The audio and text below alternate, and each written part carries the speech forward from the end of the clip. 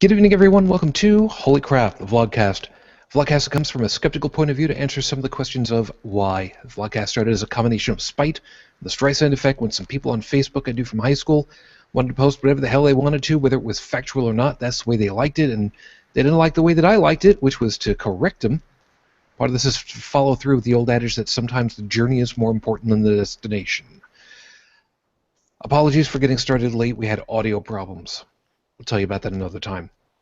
I'm known as Shujin Triple all over the place. Under most social media, you'll find me. I was born to a Roman Catholic family, Brooklyn, New York, raised on Long Island. I am an unabashed atheist living outside of out of Buffalo, New York. It's been a hell of a day with a whole bunch of things. We'll tell you about that another time, maybe. Let's get everything started with everybody at the moment.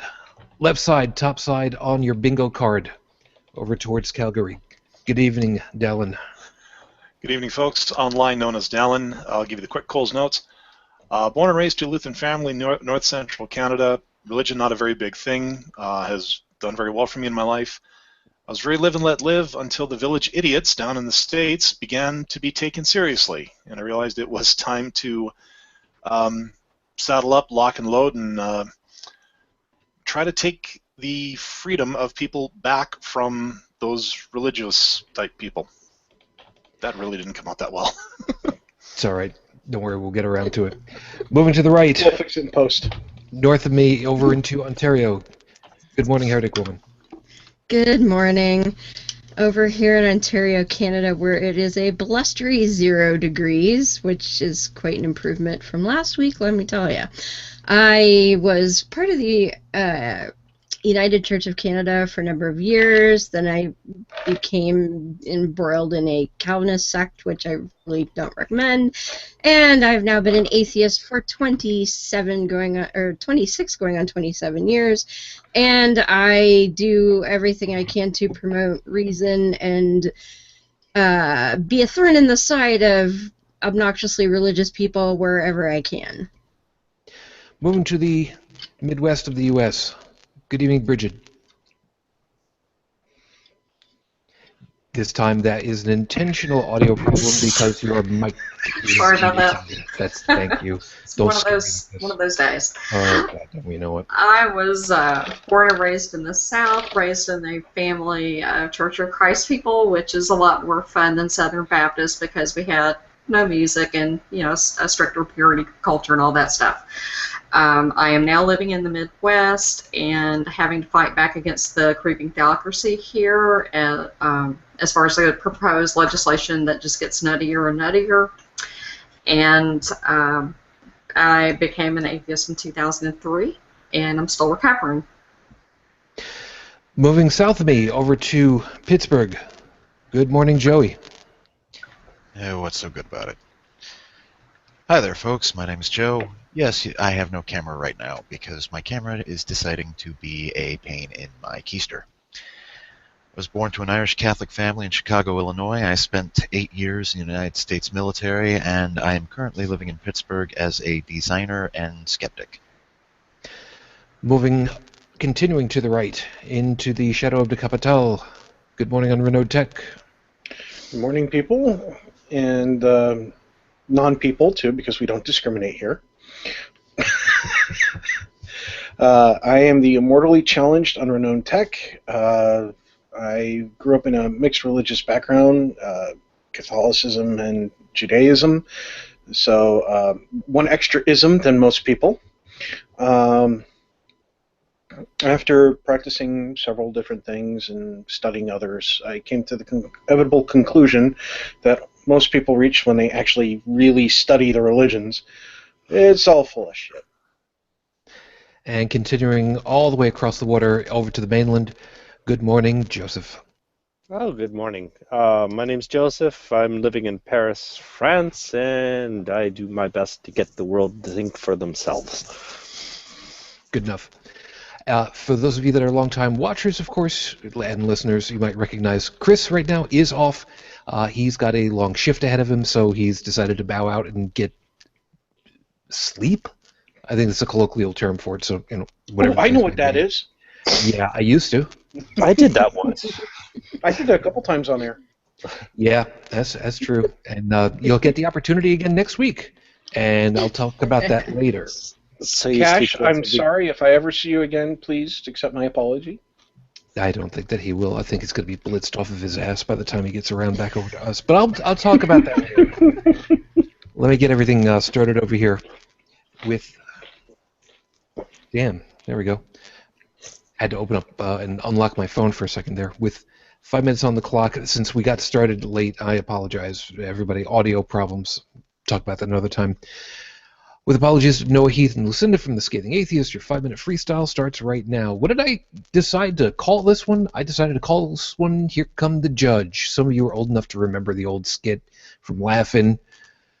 I can't really repeat it because I don't remember it, but it's nothing dirty or anything. Here Come the Judge. Last week we lost, and I'm gonna use a callback to a movie in a second. We lost Judge Antonin Scalia here in the United States from the Supreme Court of the United States of America, otherwise known as SCOTUS, which is actually a nicer thing that it sounds like with an abbreviation like that. Kind of like SMECMA, but Dallin knows about that. We'll talk about that another time. Matthew Ebel, there you go. There's your shout.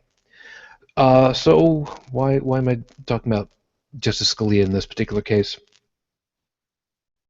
I put out an official word on the Facebook page for Holy Crap the Vlogcast, which, by the way, if you have not been following it, now's your big opportunity because officially we've crossed over the 100 likes point. So it only took us 2 years. It's a good start right there. Justice Scalia, I put out the official word as far as to our position on it, and I did not consult with the rest of the hosts. And I don't know which of them did or did not read it, but I basically worded it the same way as when we lost Fred Phelps. And it basically comes down to this. No matter what you think about his ideology, and we have our opinions on it, though they don't vary very much, I do believe, we lost a human being. We lost a life that was close to some people. Family, friends, colleagues. This is not the time to go ahead and laud our ideologies over his, that we survived and he didn't. Now is not the time to be saying, look at how crappy he was and how much better we are because of that. Now is not the time to go trying to jockey for position just because somebody's gone. It's a time to just take a step back and let those that are close, those that are hurting, those that lost a friend, a father, a brother or a sister, or whoever it is, in whatever capacity, give them the chance to grieve. Give them that dignity. We don't do it because we're doing it out of respect for the individual. Because as far as I'm concerned, I find a lot of the positions that he had laughable. And that's arguably the nicest way that I could put it. I don't say let's just chill the hell out for him in his memory. I say for the people that are left behind. Because isn't that really what humanism is about? Helping those of us that are here? I'm not worried about the hereafter. I'm worried about the here. I'm worried about the people that need to make arrangements for his funeral. That have to figure out what they're going to do with whatever it is that he's got left, whatever his last hopes and wishes were for the disposition of his earthly remains. Some people might call me soft for it. I don't see it that way. I see it as an opportunity to show exactly what we stand for, above all else. We can discuss ideology and positions on particular pieces of legislation anytime. We don't have that luxury when someone is taken from us, when a life has been snuffed out through no other means other than chemical imbalance suddenly cascaded and no more person. Is it really that bad to give someone that kind of dignity? Not the individual that's gone because we disagree with him, but the family, the friends. We can afford to do that. And I think if we really want to set an example to show people, come on out, it's okay out here, that's probably our highest calling. I can only just hope that we kind of follow through with that. And for change, I actually come in under the wire at 3 seconds. This is episode number 103 on the docket, Your Honor, and I hope that I'm still broadcasting because I'm hearing everybody muted out, it would seem, which is kind of nice. No, you're still here. Damn it. Appreciate it. No, it's okay. It's considering the audio problems that we were having just a few minutes ago, it was a little disconcerting to not hear anything because I look at the camera, which is, talking with all of you who are out there who are watching. So I can't see the audio doobly-doos down there. And if something suddenly goes boom, or more specifically, if it suddenly goes, I got no way of getting a visual feedback until all of a sudden I go, okay, I'm done. Oh, crap, I got no audio bars. Well, that's just great, which is what happened earlier. Anyway, we're at episode 103. Tom and Cecil not required. Yes, I know. Have a good laugh with me on that one. I'm making specific reference to Tom and Cecil from Cognitive Dissonance because it's kind of what we're going to end up talking about, because this is kind of a follow-up, if you will, from last week's show where we talked with Dr. Conway about how you can be duped by stuff, and this seemed to be the proper follow-up to that of what happens when you are duped, what goes on in your head, these things that are in conflict, but you still hold on to them both, which you really shouldn't. But we'll deal with that in a couple of moments. Heretic Woman, let me go ahead and grab you at this point, get everything started. What have we got at the moment for Rafe Badawi's current whereabouts and such? He is definitely still in jail. Now, I was kind of out of touch for most of last week, so I don't know if I haven't heard anything else. I don't know if there was anything else, but definitely still in jail. So, as of the recording of this show, it is now 3 years, 8 months, 4 days since Rafe Badawi was unjustly incarcerated for thought crimes. Our hopes are still with you and your family. We can hope. So last week we were talking with Dr. Samuel Conway, who was a wonderful guest, by the way. He was great. I had a great time spot checking the show and listening to different parts of it again, just to see what did we talk about, and listen to it not in the moment, but to kind of process a lot of it. And wow, there's a lot of stuff that I kind of missed nuance-wise that wow. And that's kind of where this all ended up coming from. Pseudoscience is something that was a big piece of it all, but now want to talk about what happens when, or why do we, how is it that we can hold opposite items in our heads that conflict against each other, and yet we still happily go on our merry day without having a sudden positronic cascade failure in our brains. Star Trek reference. Just deal with it. If you haven't watched Next Gen, you know what? You can pick it up later. Don't worry about it.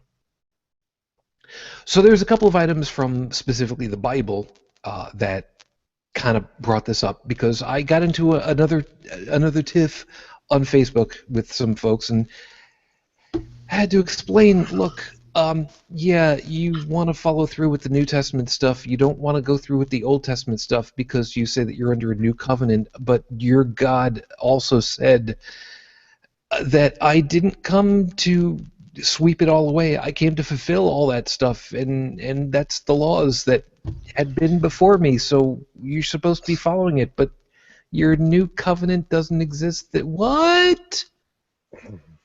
And then, of course, I had to pull up the 1 Timothy that basically said, "You're a woman. You're not supposed to be listening to me. I'm not supposed to be listening to you on any of this shit anyway. So what the hell?"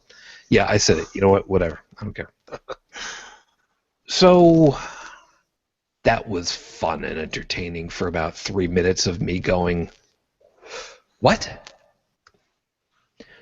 So I know that there's a couple of them that are in the show notes specifically, and I'm keeping away from them in case anybody wants to go ahead and launch it as one of those. So who's feeling like they want to lob the first one out there? Well, we always have the dreaded L word. The one that comes up, I would say this one comes up more than a bad rash in theistic senses. Wait, rash and lust do go hand in hand. Wait, I'm going to make a reference that you guys up there in Canada are going to love. Dallin, is that the word lesbians? It could be part of it, but no. I was actually shooting. I was casting a broader net. On this case, I was going after Leviticus, which that's Bible contradictions 101. I mean, I realize this is the easy one, but hey, we all got to start somewhere. And specifically the line where a man should lie. If a man should lie with a man as he would with a woman, that man should be put to death because it's an abomination. Yada yada yada. Same with mixed blend shirts, which I'd be dead with right now. Farmers who plant mixed crops, shellfish, and yet Red Lobster's doing business like gangbusters these days. Yep. We have more than wheat being grown in fields. I drive by fields all the time on my way to work, and I see wheat, I see other crops. I don't see corn so much, but maybe northern climes it's not that good. You walk into any clothing store, cotton poly is as common as anything. Yet, yet we have to kill the gays. We can't kill anybody else for disobeying those other things in Leviticus. If they wear gloves, we have to kill the gays. How about all the people who have the crucifix tattooed on their arm? My favorite. Yeah, by the way, I am going to hell. There's a meme that goes around I love, and it's the guy who has the Leviticus verse about the gays on his arm, and it's tattooed like somebody didn't read the rest of Leviticus, did he? Yeah, like two verses down. That's like you're choking on the irony at that point. Yeah. If they wear gloves, can Notre Dame still play football? Can the Patriots? Can the Redskins? Yes, I know exactly what you're making reference to. Yeah, but that was an excellent episode. Yeah, but the bottom line is that you almost needn't look any further than that book of the Bible and go up against anybody who says, well, God hates fags, and say, okay, buddy, sound of opening the book. Let's go through the rest of this, shall we? And well, those are old laws. That doesn't apply. Only the gay ones apply. Yeah, okay. According to who? Because the Bible is supposed to be accepted in total. But the thing is... Hold it, Dallin. It's whom. We get three people talking over each other, and this is what you get hung up on. I'm sorry. I'm just being a pedantic pain in the ass guy. I was trying to say, it doesn't matter if you actually accept the whole crap about, ooh, it's a new covenant, or, ooh, that only applies to Jewish people, blah, blah, blah. Doesn't matter. It's the same damn God. And even if he changed his mind, he's still capable of all that other nasty crap and can come back and do it again. Yeah. Now, I can change the channel here just a little bit, if you'll let me, to a conversation I actually did have with somebody. However, different religion.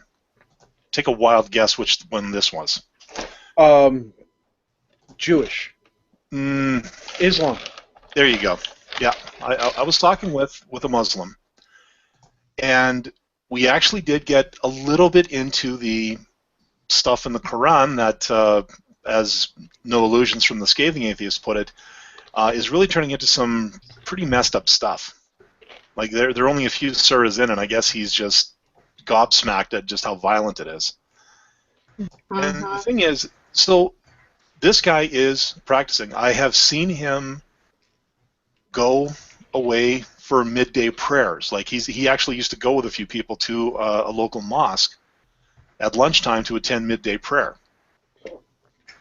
His family, they are practicing Muslims.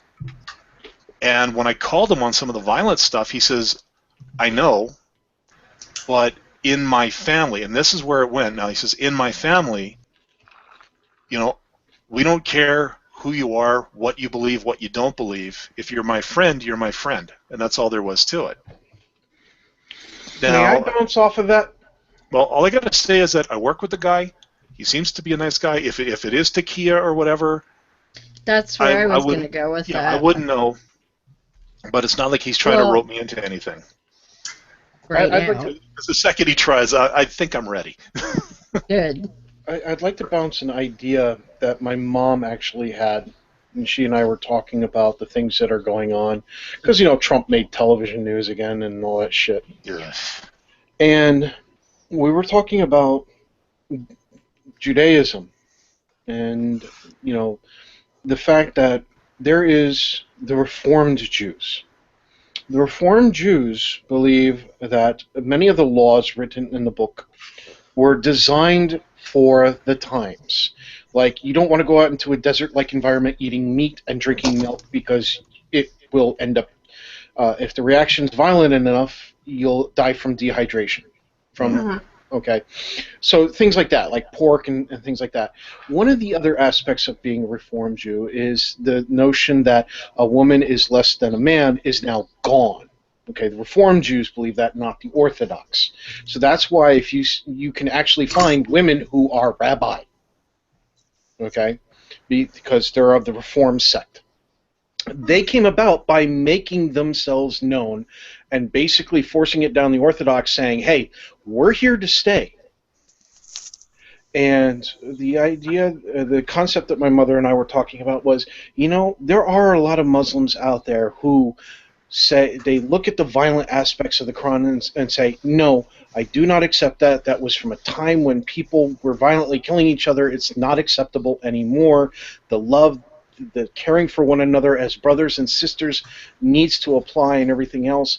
Those kinds of Muslims need to start saying, listen, we are Reformed Muslims. These old archaic principles no longer apply, and we will be heard, and we will not be shut down by the Orthodox Muslim group. And make their voice heard, because there are plenty of Muslims out there that I've talked to several that are very upset by what's being done, by what Islam is being used to do. And, you know, you look at any religion allows people to do horrible, horrible things. And I tell them, I said, listen, you know, if you're so upset about this, you have to get up there and tell people that you're upset by this. You can't just let the news run with it and assume that they're going to get your story right.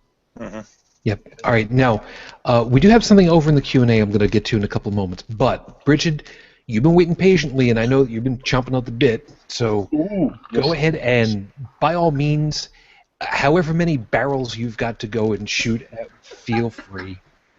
Awesome.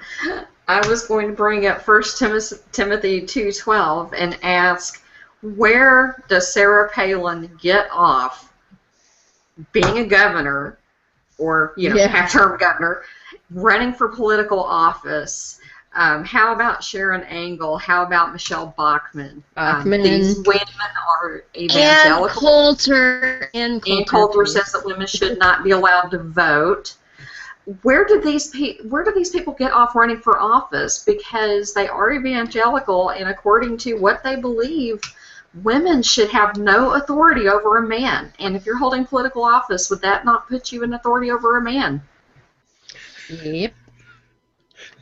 Yep. That's an interesting point. And if you're running for President of the United States, would that not put you the most powerful woman in the free world? Effectively so, yeah. And let's see, which one was that? E212. Yep, that's one that I put into the show notes as an opening. So how does she Hillary Clinton? rationalize this? Yeah, Yeah, she's part of the New Apostolic Reformation. Sarah Palin is. So I would like to actually have her answer this. How does she justify it? Good luck. And actually justify it in something other than word salad. You know, that would be I was helpful. going to say that would require her to string some coherent sentences together. I don't know. You know, as You far as might like, be asking a little much there. I could just see old fart having a whole field day with something like that. I mean, the church that I was raised in wasn't nearly as strict as hers is, and they wouldn't even let, women in my church teach Sunday school to boys who were, over the age of 12. Yeah, and if I remember right, isn't it with the Mormons that if you are male and you hit like 13, you have more authority in the family than your mother at that point, and you're second to your own dad? Once you become a priesthood holder and a member of the Aaronic priesthood, then technically yes, you do have more authority than your own mother. That Is also age 12 applies or in 13? Judaism. And that is about 13, yes. In Judaism, when you go and have your Bar mitzvah. mitzvah, Bar mitzvah, yeah. Yep. Mm-hmm. and you're 13, you've had your bar mitzvah. If your father dies, you are now head of the household. Now That's in Orthodox. Reform doesn't hold truck with that. Mm-hmm. Okay, And so then the head of the Mississippi State Tea Party is a woman, and she doesn't think women should vote. He has said so. Wow, that's just right into the wheelhouse for this one. How does that work though? So you're this woman who's a mouthpiece and looking for office, but you don't think women should vote. So what makes you think that men are going to vote for you if they follow your line of theology? Because And why obviously would she's you going be to do running everything for her that husband office? tells her to do. I guess. I Well, guess. then why the hell doesn't he just run? Because he's not a pretty face. How do Oh. I mean, that would be like ultimate cognitive dissonance, I would think. It is. Yeah. Yep. Yeah, right cognitive dissonance featuring cleavage, because let's face it, that's what it's all about. Who These does women stand-up have no comedian? Dave cleavage, trust Chappelle. me. They're way past the age of that. Dave Chappelle did Okay, that there's a comedy visual I really skit. didn't need. Dave Chappelle did that comedy skit where he was a KKK member.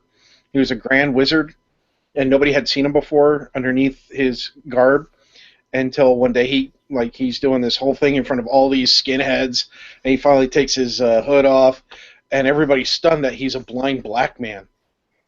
And and then it comes out later on that he divorces his wife because she's an N lover.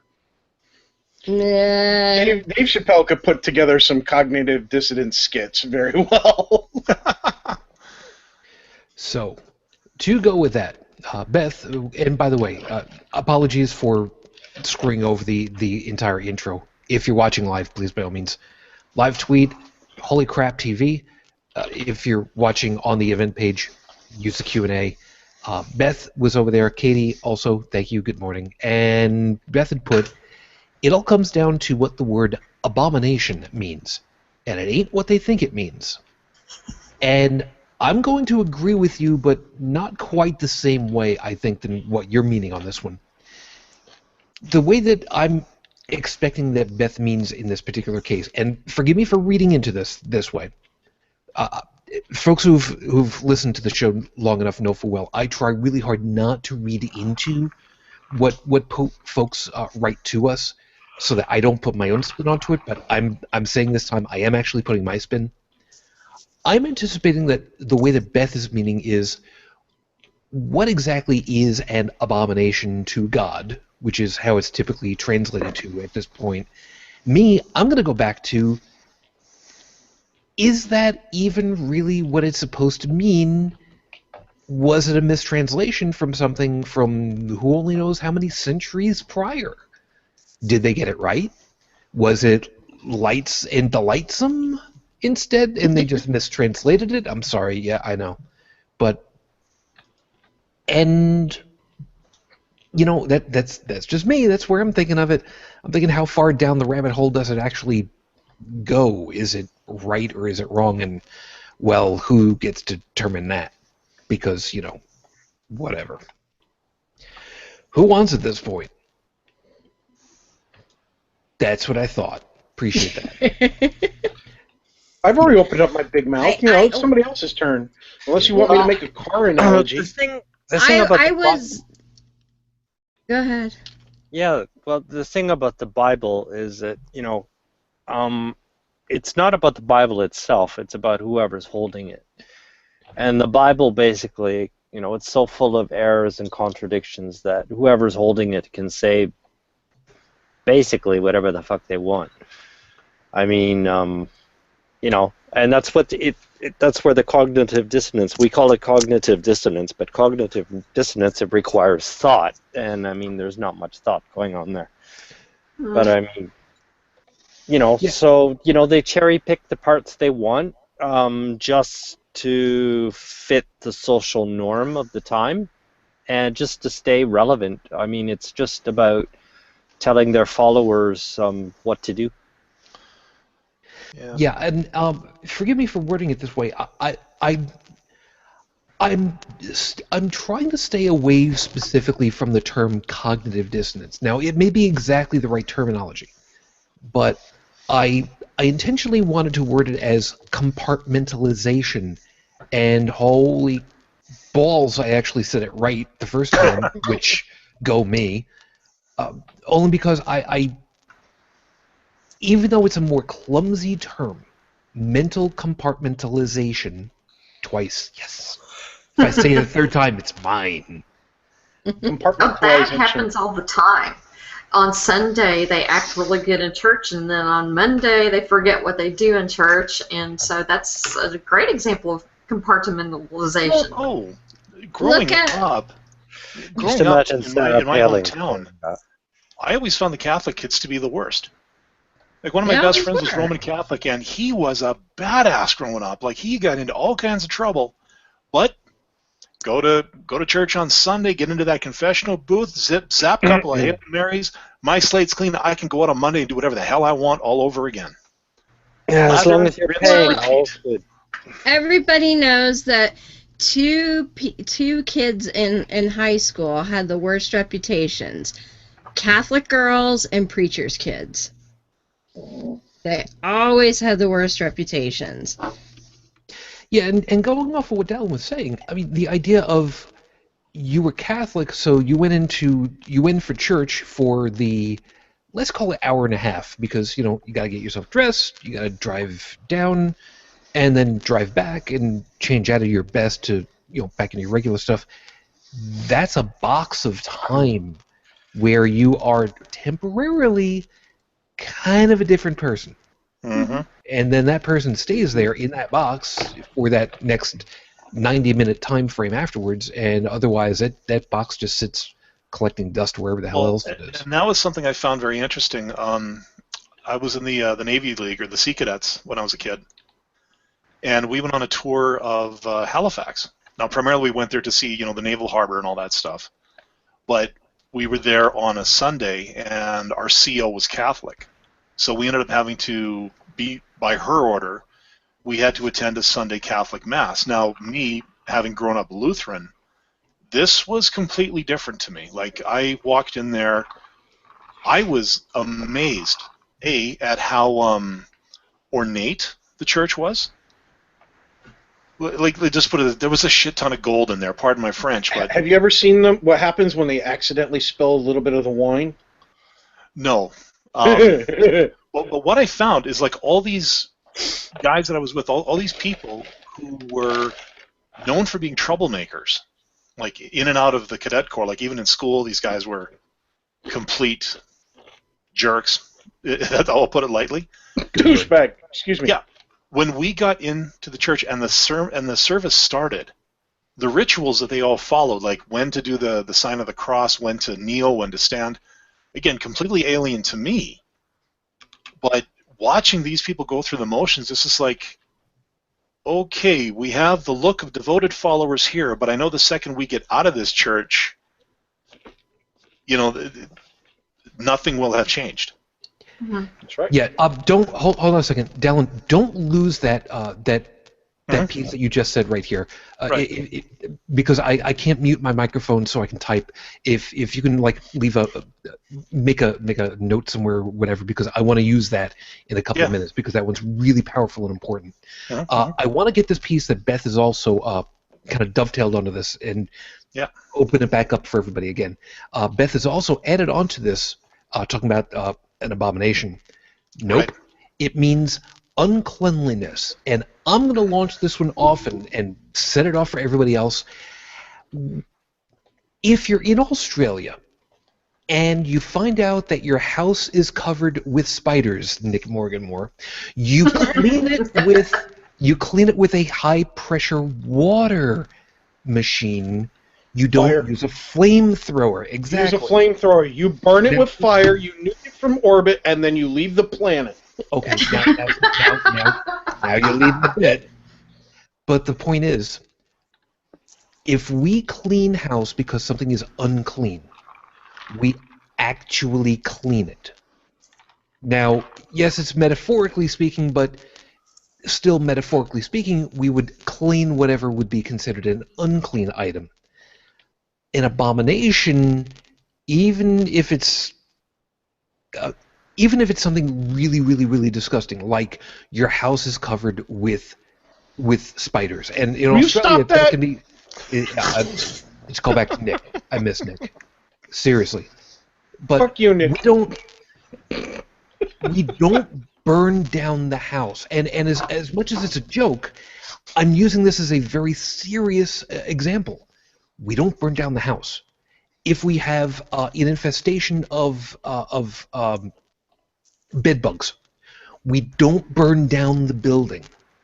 We don't tear it all down. Even with asbestos, we don't tear down the building. We carefully clean whatever is the bad part, no matter what the extreme of it is, but we clean it, we don't destroy it. And yet, that's the expectation for the all-high, powerful, and good God to completely destroy everything except for a handful of people and animals on a ship that would be twisting itself into contortions and whatever. I'm picking on somebody, but whatever. Yeah, I kind of wish you'd hurry up and finish that thing. Oh God! Because it's gonna prove what every atheist already knows, and that day will be glorious. Wouldn't it be amusing as heck if they complete it? They all stand back to admire their work, and then it gets struck by lightning and catches fire. Oh, damn! That would be so wonderful. I would laugh so hard. Can somebody I would toast that with a Starbucks? Can somebody? Somebody needs to convince him to put a giant touchdown Jesus statue on the prow, like those out of the same kind of foam. Bearing his anorexic arms, because I don't think he ate a lot. Yes. Yeah. Just and you know what? If he puts lightning rods on top of that, figurehead, that's what it is. To prevent it from being struck by lightning, then he is purposefully circumventing God's authority. Now, well, hold it. Right. No. Thor's different God.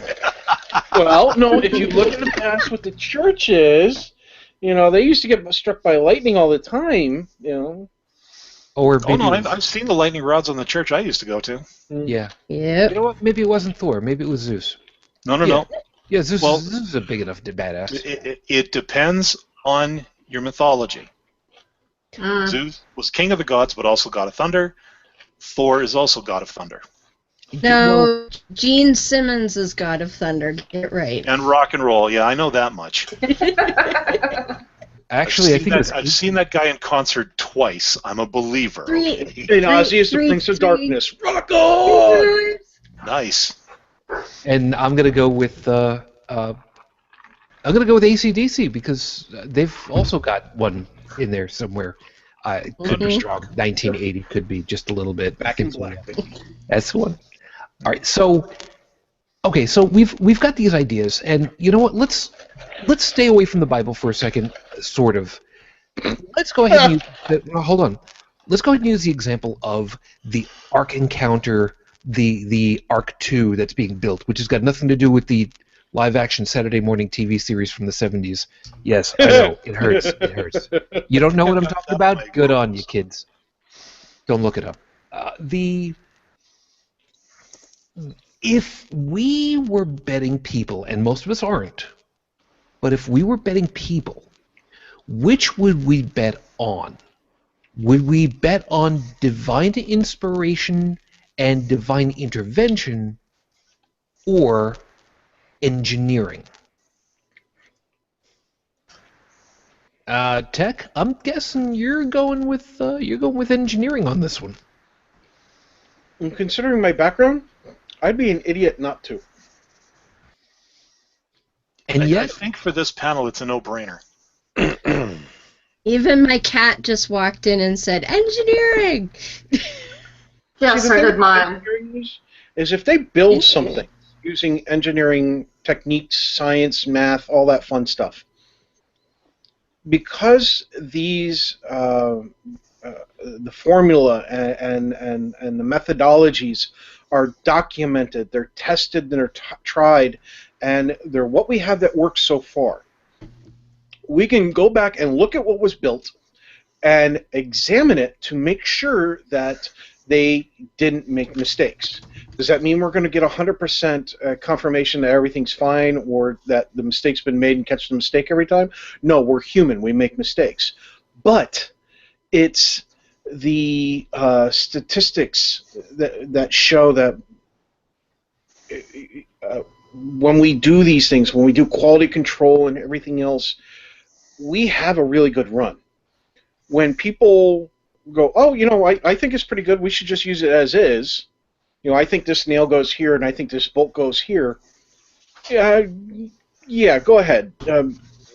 I got a couple people down the street who probably think like that. There's no chance in hell that I even let them try to put a computer together. And that's borderline idiot-proof nowadays. I know a couple of engineers I wouldn't trust to put a computer together. Come on. I work with a few of these people. Well, it depends on your engineering background. They might be really great at building buildings instead of computers. Yeah, I know an electrical engineer, and every time he's got a computer problem, we say, well, okay, we'll replace this. He's like, no.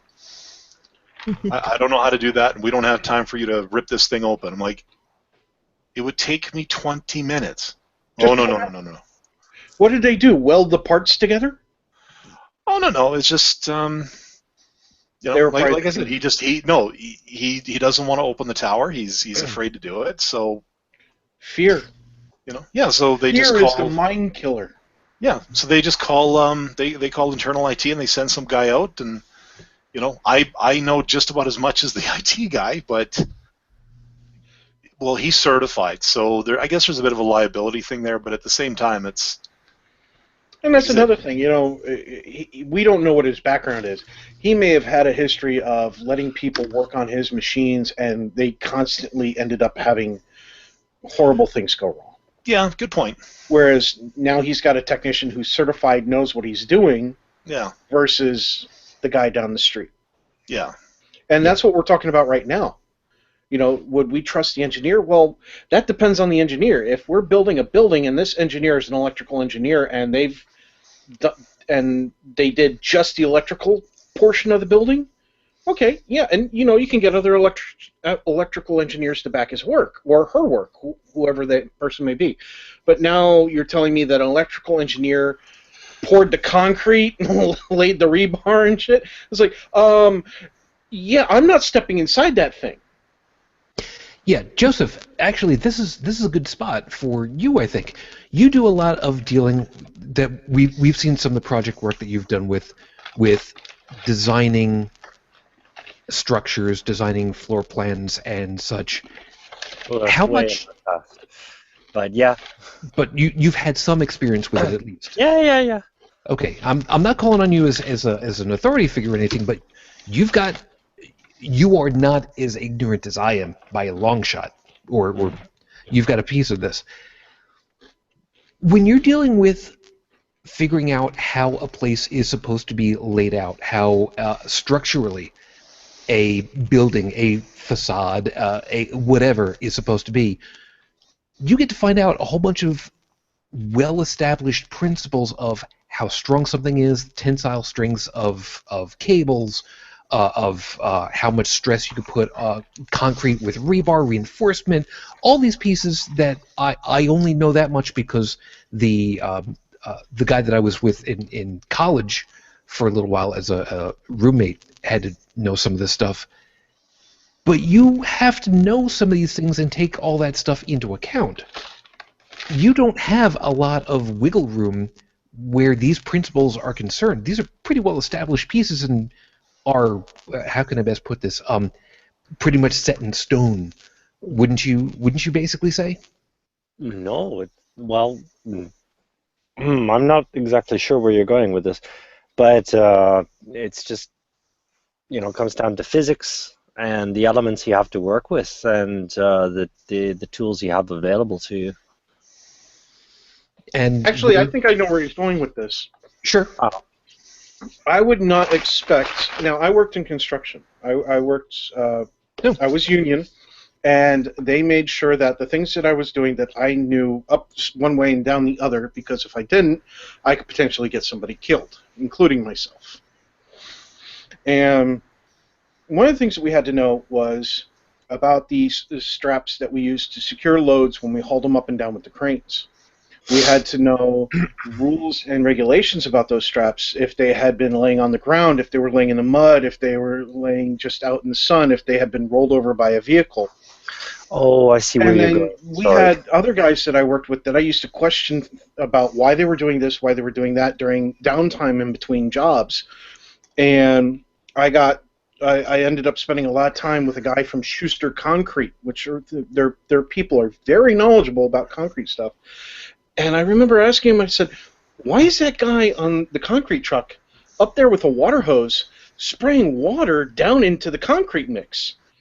And he was telling me, well, the air is very dry right now. The sun is out. It's very hot.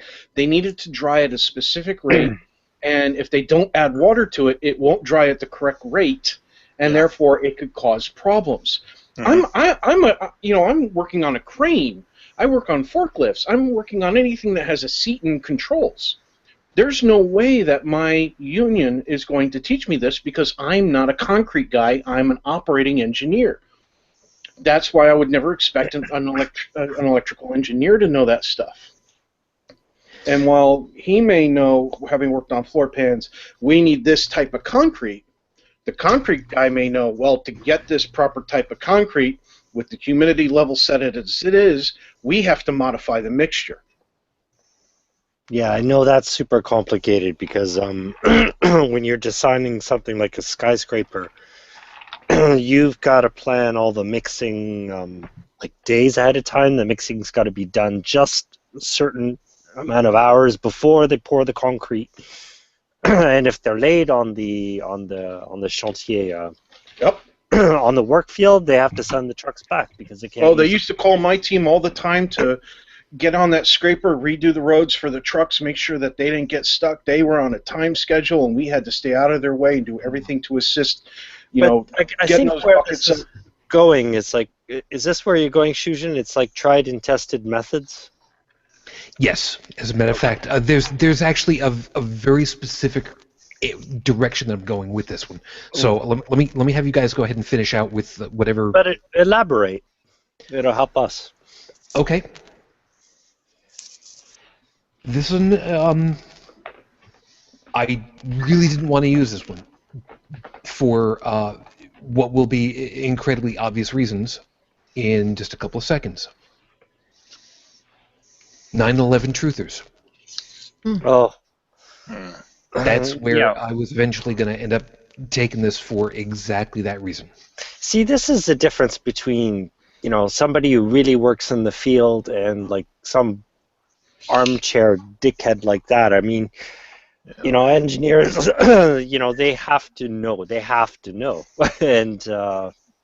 And these guys just making up all their theories, they're going to they're going to cherry pick from the engineering book just in the same way as an apologist will from the Bible. There was a difference between two guys running the forklift. There was the guy who felt the load and felt the forklift and said, yeah, I'm okay to go. And the other one who goes, I know exactly how much that load weighs. I know exactly how high a degree I can raise that arm before I run the risk on this particular grade of flipping the vehicle. And the difference between the two of them is one of them is probably still alive, and one of them has probably killed themselves or somebody else by now. Well, Foda had posted a video a while back, and it was someone else's video, and this guy was a metal worker, and this guy was sick and tired of all the crap about, well, the temperature melted the steel. And so he got a piece of steel that was scaled down, but it was the right kind of steel, and he heated it up, and he said, look, this is the temperature. It's not liquid, but it sure is rubbery, and look at it bend. Like, it loses all its tensile strength. Exactly. You ask any blacksmith about metals and tempering.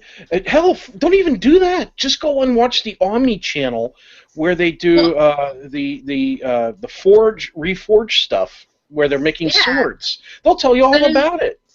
But I mean, it kept its form. It looked exactly the same, although it was red hot. But it looked, it kept its form. It was not even remotely close to being melted or liquefied.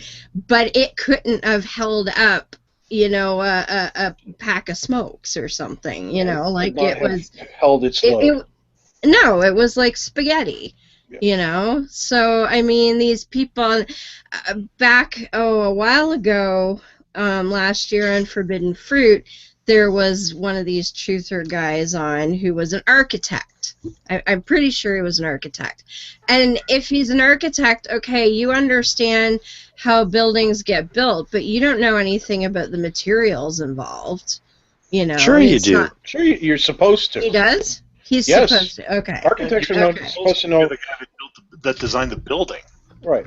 Right. Well, this guy was going with the melted iron or steel theory deal, and I'm like, that just doesn't make any sense. What I would do is I would question his credentials at that point. If he proclaimed to be an architect, I would never hire that architect. Now, this is well over education from.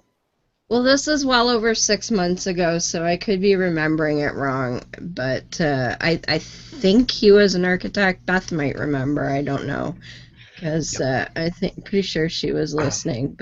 But the guy that photo posted, he illustrated it beautifully. That everybody who's sitting there going, well, I looked up that temperature that such and such steel melts at, or blah blah blah, they don't know what the hell they're talking about because they don't have the training. And those guys who build buildings, you don't get the contract to build buildings like the World Trade Center even in the 1970s unless you know your shit. And and if you're cutting corners, because remember in 1993 there was a bomb in the parking garage under there. That's if they were using inferior materials or somehow cutting corners or somehow did something to undermine the strength of that building, it would have come down in 1993 and not 2001. So they're full of it in whichever way they look. Yes. Somebody remind me about this later so I can put that into the show notes. But I want to run this past you guys then, because something tells me that where this ends up is the old expression, and Joey, actually, I'm going to get you first off, partly because I want to make sure that you're still awake over there, and partly because I think that you're going to love this one. The old expression, oh good, you unmuted yourself, you're still awake. The old expression, you know just enough to be dangerous. Ain't that the truth?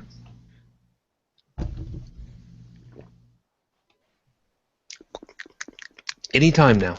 That's me in Linux. Well, his mute's off. Yeah, he's unmuted. Joseph? Joey! Okay, that's the way it's going to be. It'll wait. You might be having more problems. Yeah.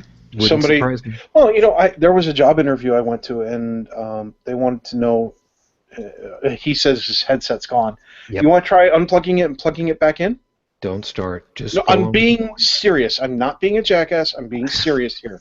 How can what's wrong with you? If Going it's a on. USB-based one, try a different USB port if you have one. Oh, the tech manual must have one line in it. Unplug it, plug it in.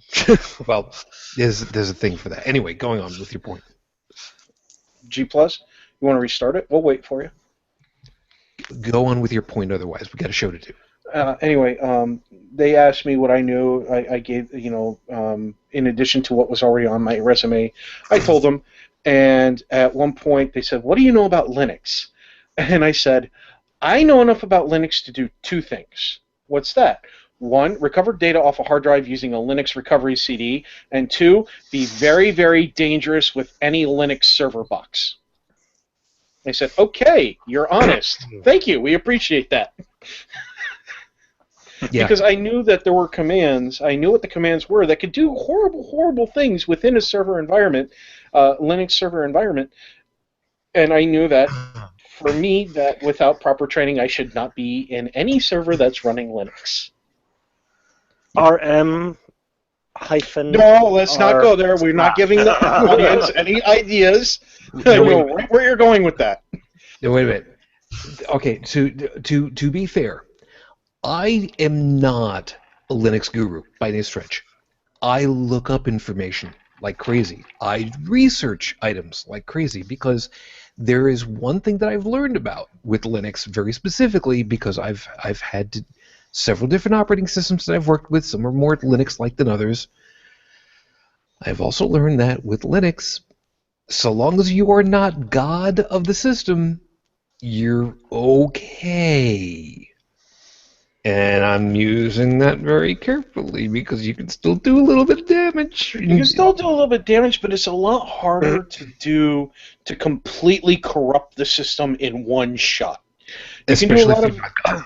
Yeah, if you're running in just a standard user mode, there's a lot of things you can do. You can screw up your applications. You can bork some of the drivers and everything else.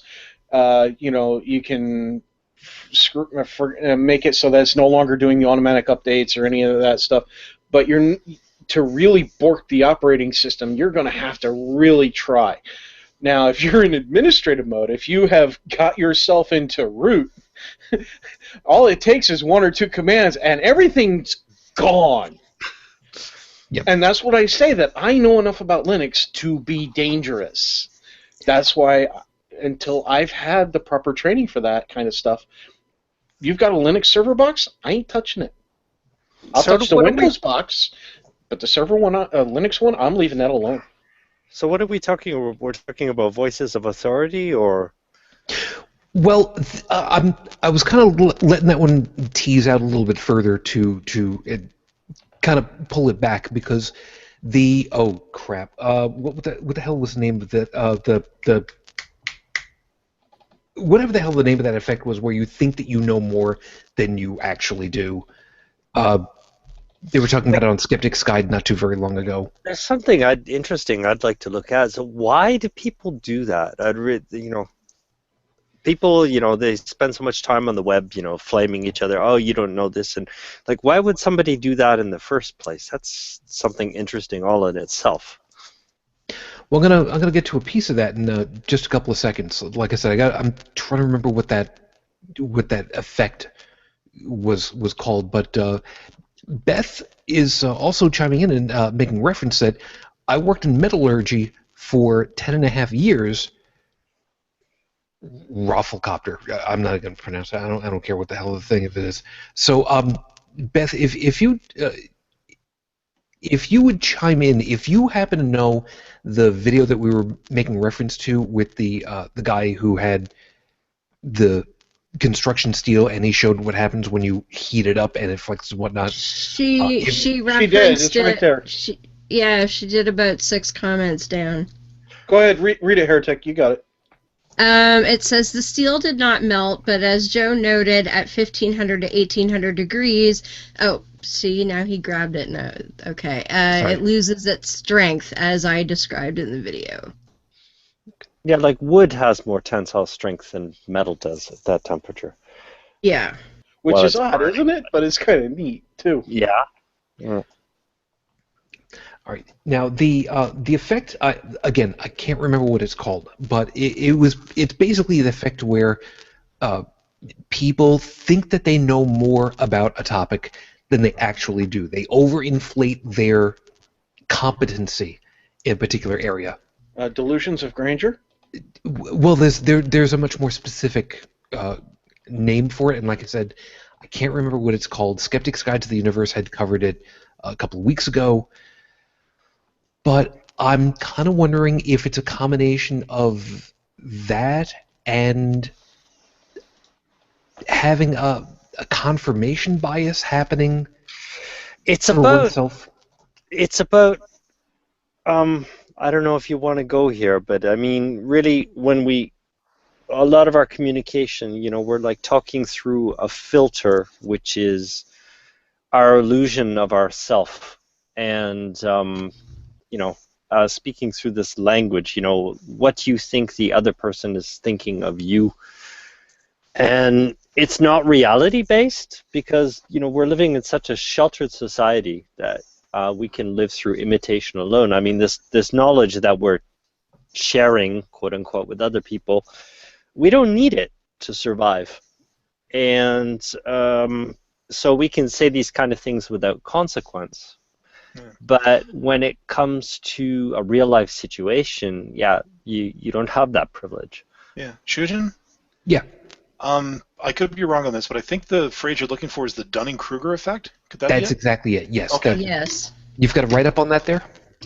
No, actually, I went looking for it, and I caught an article talking about self-proclaimed experts who claim to know more than they actually do, and then they made reference to the Dunning-Kruger effect, and I remember hearing that definition before, but there's really no. This was more of a specific example that they were using.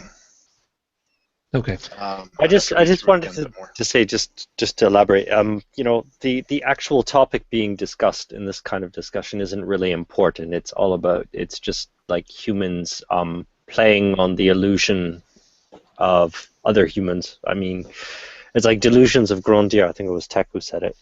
Yeah. And that's what it's all about. I mean, the topic isn't even really important. Do you mean the topic of conversation or our topic? Yeah, that's what I mean. particular? The topic. I'm Okay. sorry. The topic of conversation. Okay, no worries. Because Bible authority. The tensile strength of steel doesn't matter. It's just like who knows better. That's it. or more importantly, who thinks they know better and who wants to yell loudest for to have the authority because they got volume. Or and so who it can seems. trick everybody else into thinking that they know better. Yeah. Mhm. Circling back to, most of the priests and preachers and politicians out there these days Mm-hmm. who hold up that book and claim that they know more about it than anybody else. And actually, circling back to what you had said earlier, Joseph, about the term that we shouldn't be using, but we used anyway. How did Shujin put it again? The compartmentalization from earlier. You had said that actually requires thought. And it actually got me thinking. Somebody says, they look at Leviticus or whatever, they say, the Bible says we should kill fags. Like, have you read the rest of the Bible? Have you actually thought about it? And it reminded me again that, in ancient times, if you weren't a priest and you owned a Bible, that was actually against the law. You weren't even allowed to read it. Yeah, Because you had to trust yeah. what the priest said. that's Yeah, right. they kept it in Latin for that. And So the only way you could have the real compartmentalization we're talking about here is if you've read the thing cover to cover and you're still a rabid believer and you still believe all the sound bites and crap that you're hearing on TV and on I almost said on the intertubes, but on things like YouTube and other internet sources, if you've read it and you still are able to swallow it all, then yeah, you've got a huge case of that phrase that I'm not going to say. Fair enough. Well, for them, it's just their only question. The only thing that's pertinent is are they obeying right? Because they've got their goal in this is either a threat or a reward.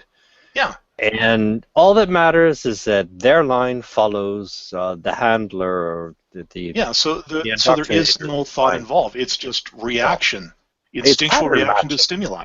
It's pattern matching. Yeah. I mean, with believers, you could just say a string of like keywords that together don't even make any sense, and you get a positive reaction. I mean, Sorry, Pavlov's dog just popped into my head right there. yeah.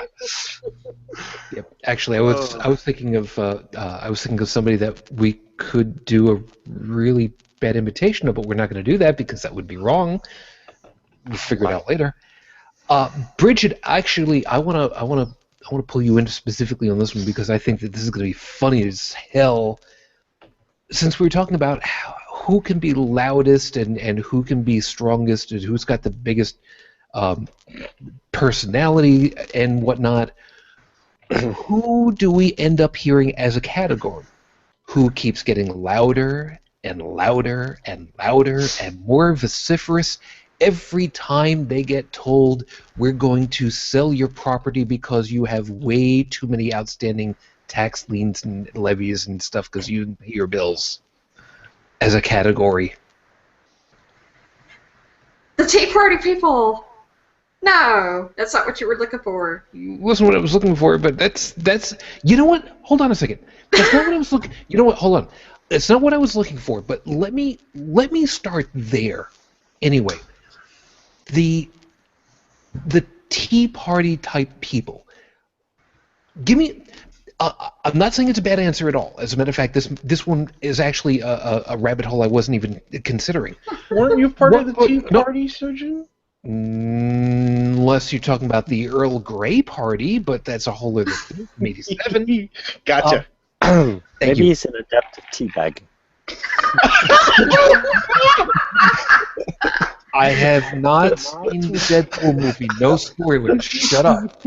So, Bridget, in seriousness for a second, What happens in Minecraft stays in Minecraft. shut up.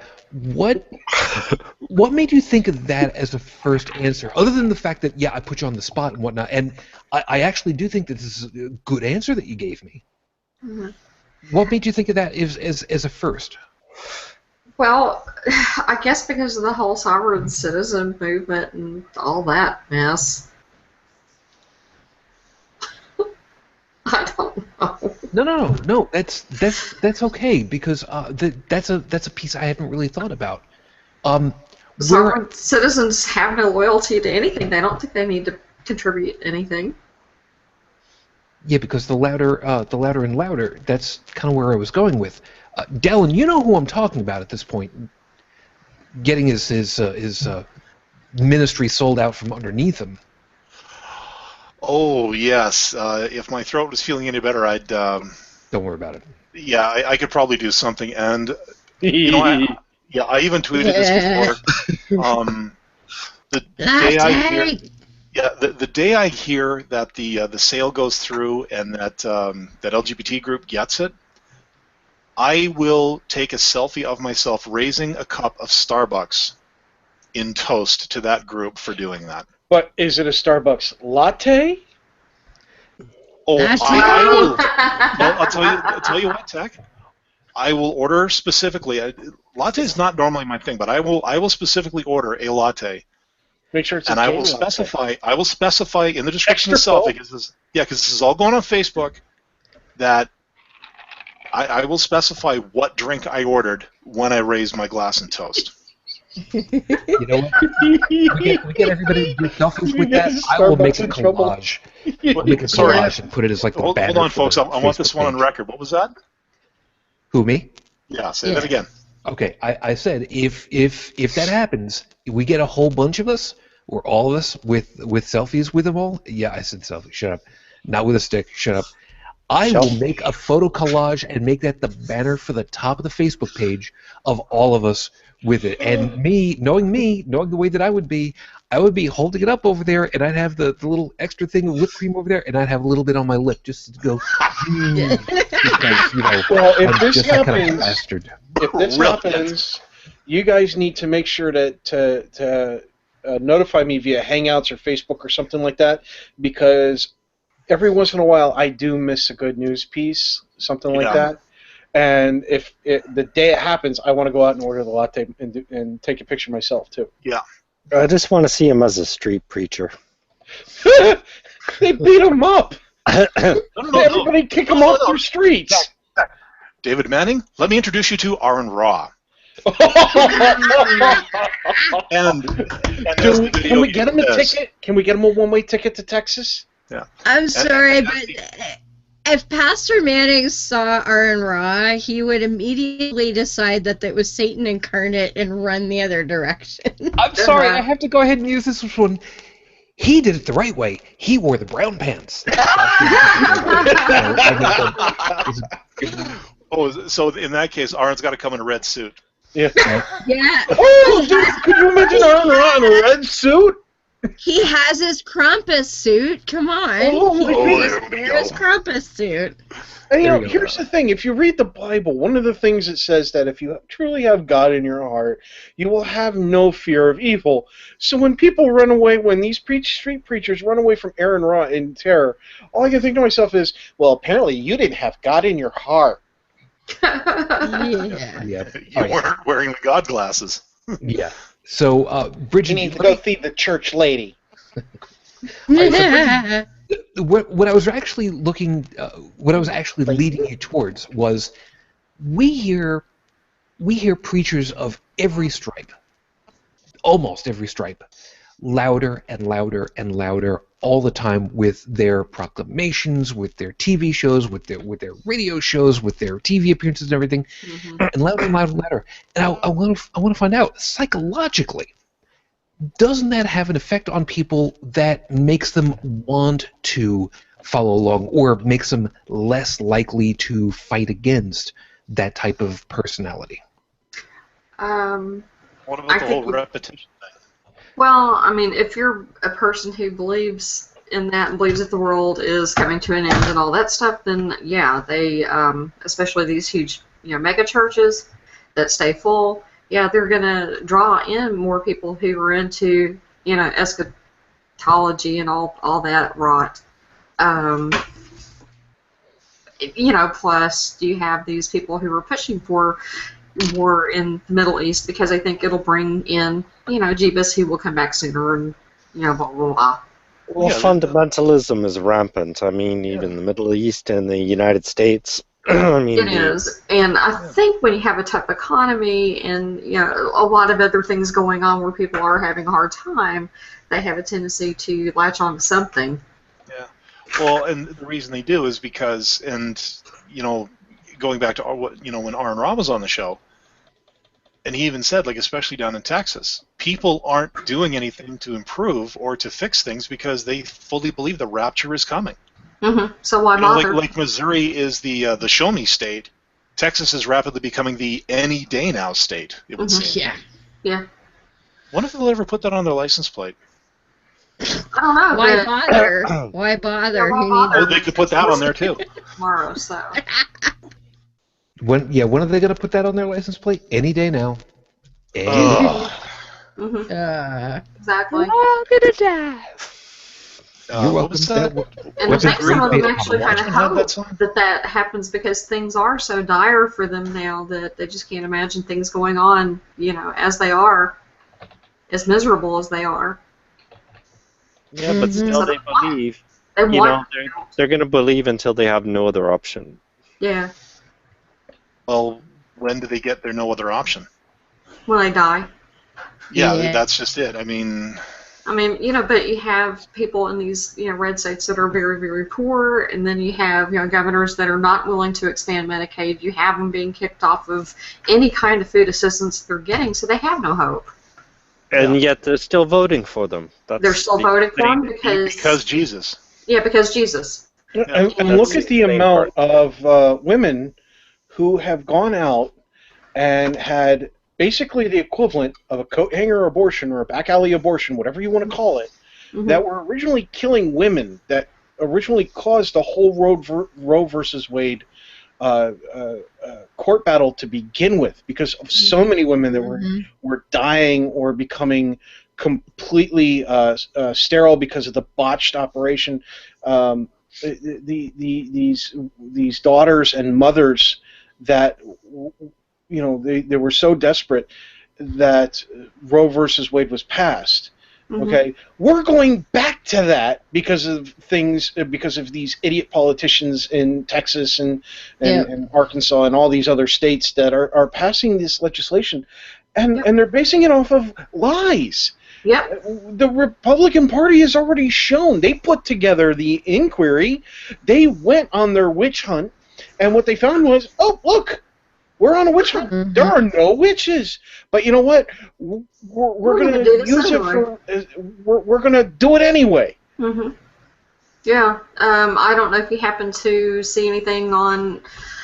Oh, what was it? Give me a second. I can find. It was a Senate bill that is probably going to be signed into law very soon in Indiana. That if you go through and read the nitty-gritty, if you happen to be a white, cis, hetero female who was not raped and your pregnancy is going normally, you'll still be able to get an abortion up to 20 weeks. But anything other than that, forget it. Oh, it's Senate Bill 313. It did happen to go through the Senate, and it's gone to the House, and the House right now is controlled by hard right Republicans by a 79-12 margin.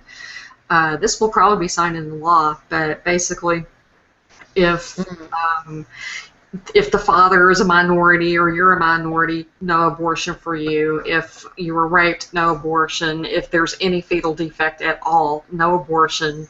Even if it's going to cause fetal death later on, no abortion. If the child is going to die in an excruciating manner after you have the baby, then there is going to be perinatal hospice available after you have the kid, but you will be forced to give birth to it. What? Even if it's before 20 weeks, you will be forced to give birth. Why? Because eugenics is bad or something, and so they think that disabled children should have every right to be born, no matter how severely disabled. This is state law? Yeah. It hasn't been signed into law yet, but it went flying through the Senate. It looks like it will fly through the House, and Pence will sign it. So. But unfortunately, the Fed can't override that unless it goes to a federal court. Yeah, it'll eventually be overturned as unconstitutional unless SCOTUS happens to shoot down Roe v. Wade, but, Well, there's hope for that now.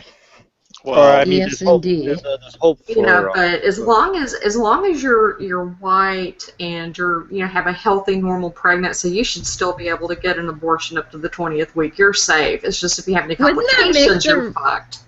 Wouldn't that make the religious nuts like crazy? Because it's like the complete opposite of what they want usually. Well, see, the thing about it is pregnancy is supposed to be the biggest punishment possible for having sex. Right. So if you're forced to have to deal with a child with severe disabilities that you and your partner and family, okay, that does make sense. Huge punishment. Yeah. So, and at the same time, they have discontinued or they have stripped back a lot of the Medicaid coverage. And so if you have a special needs child that needs a lot of needs that you can't afford, the state's not going to help you pay for that either. Yeah. So you're on your own. Yeah, Tech, you wanted to pop?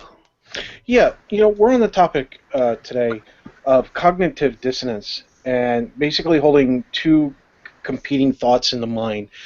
And how people go about doing that. And one of the things we're talking about right now is about children and the religious people, the theists, how they feel abortion should or should not be handled and everything else. And it reminded me of a post on my Facebook account. I'm not going to name the gentleman, but he is somebody that I have discussions with. And sometimes it gets heated, sometimes not. But I enjoy them nonetheless. And one of the things we talked about was abortion and his belief that it should be completely and utterly outlawed. No reason at all to have an abortion, ever. And, I said, there wouldn't be a need for abortion for the most part, okay? That most abortions would probably not be necessary if we had better prophylactics, if we had better birth control systems, more effective ones, if we had better adoption programs and all sorts of stuff. And I even asked him, I said, you have a child, right? I know you're well off. I know that the job that you have is making you very comfortable. Are you and your wife planning, you don't have to answer, but I mean, are you and your wife planning on having another child? And he said that, yeah, they'd love to have a second child. And I said, well, why don't you adopt then? And this is how he has this, his mind allows him to have these beliefs and everything else. Adoption, in his opinion, is for people who cannot get pregnant. So many other possibilities there.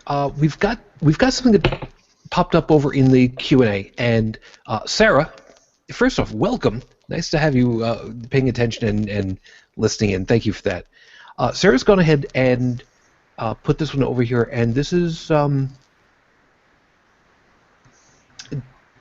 I've read it over like 3 times, and I don't think that there's any easy way of reading it off for you guys. So she writes, trigger warning.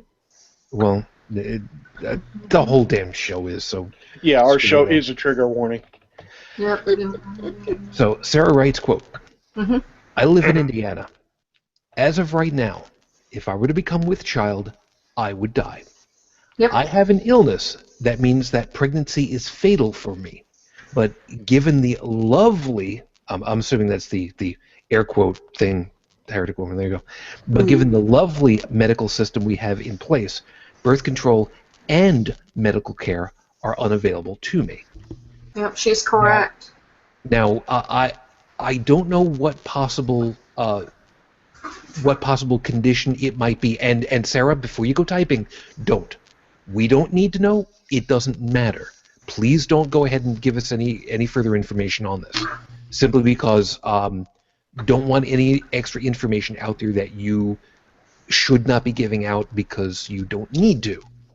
You don't need to become a target. But Right. she, I can speak on her behalf that she is not the only one with that story. I know of several here in that story from the scope of what I used to do for my work.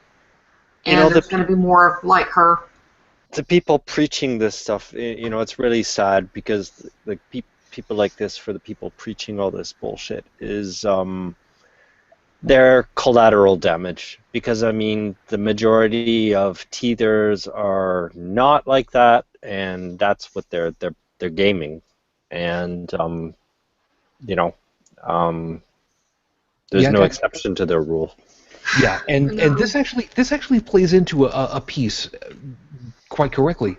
And unfortunately, Sarah, you're illustrating one of these pieces where conflicting ideas come into play, and they both got their own boxes around them. And you guys have fun with this one once I pitch it. Abortion is being pushed for being illegal. Birth control, i.e., female reproductive availability, and free condoms at clinics and such are trying to be phased away entirely so that you are told by your religious side doing anything to prevent a child is against God's will. Doesn't matter why, Catholics, yay.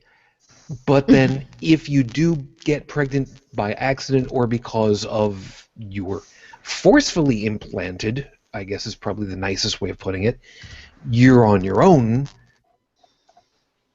But if you had birth control to start it off with so that you didn't have an egg even fertilized, you wouldn't have to worry about having an abortion. But you take that away and then you say you can't have an abortion because why do we have these You shouldn't be having sex. Keep your legs closed, ladies. Ah. My goodness. That. Why on The earth entire would you want to the have entire sex? the entire goal of this is just more teethers. That's it. I mean, it's win-win for religion because one, they have a witch to burn. Oh, and by the way, there's hardly anything in the Bible about abortion. There's actually a passage. I think it's I forget which one. Numbers chapter 5, verse 11 through 32. Yeah. And Is this the the one? counterpoint to it, the counterpoint saying that life is precious, whatever, I believe is a couple of Psalms. I actually had a theist quote them to me when I asked him, where in the Bible does it say that abortion is bad? And he handed me 2 Psalms, and I thanked him for them because I was trying to be a nice guy at the time. And I looked at him and went, those could be interpreted about one of about 5 different ways. It's all about what preacher guy is saying, and that's it. Exactly. It always comes back to this. Yeah, Tech, you got something that you put up on your screen. Go ahead and explain that for everybody. This February, which it still is, but a couple days ago, a article made the rounds on a forum that I visit, and there was an event that took place in Michigan. Well, see, apparently 5 women went through and suffered prolonged miscarriages, severe infections, emotional trauma at Mercy Health Partners when the staff there upheld religious directives against inducing delivery, despite the fact that the women's lives were in danger, that some of the fetuses were going to be not survive, period. No matter whether it's C-section, birth, nothing, death. Okay, the way these thanks to the United States Conference of Catholic Bishops, a bunch of old men virgins who have no idea what's involved in actually delivering a child, made medical calls and told these Catholic hospitals, listen, you can't induce labor, you cannot do anything that would do this stuff. You can't help the woman out who's going through a miscarriage because there might be a chance the child will live. Forget the life of the woman, apparently. That's like the woman they let die in Ireland, the Hindu woman. She was having a miscarriage. There's no way that fetus was going to survive, and they let her die. Yeah, and in fact, in one point in the article, the doctors decided that for one particular woman, until she showed the signs of sepsis, which is life-threatening infection within the womb. And I'm familiar with this because the doctors were paying very close attention when my son was being born to make sure that there were no signs of sepsis. Unless there were signs of sepsis, which can not only endanger the fetus but the woman, or the fetal heart stop, they weren't going to do anything. In the end, there was sepsis. So when the woman delivered, the child died after 65 minutes. Yeah. Great job there, Catholics. That was fan-frickin-tastic. Like all of this is anyway. It's just so that they can maintain their authority, because if they were going to make an exception to the rule, that would undermine their authority. And I mean, that's it. They're basically sacrificing humans to their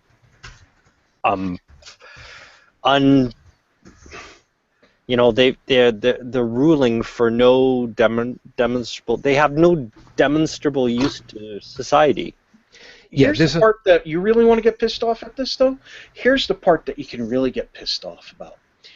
The doctors and all the medical staff were they had the knowledge that they could have given to all 5 patients, that the patients were well within their rights to be taken to another hospital that would have performed the emergency care that the women needed. They decided not to tell them because of the Catholic doctrine. Yeah. Now, also backing up with this, from what we were also talking about just a couple of moments ago, that preventative measures couldn't be taken for sanctity of life and all that stuff, which kind of plays into this, slightly different side piece to this. But Sarah, in your particular situation, if you were to have to deal with a Catholic health service group, and there are lots of them, lots of areas that have got them, and in some cases where they are the only game in town, unfortunately, in a situation like yours, they could very easily just turn around and say, we will not do an elective surgery for you to sterilize you voluntarily, even if that was something that you said you wanted to do, tubal ligation or hysterectomy or whatever the case may be.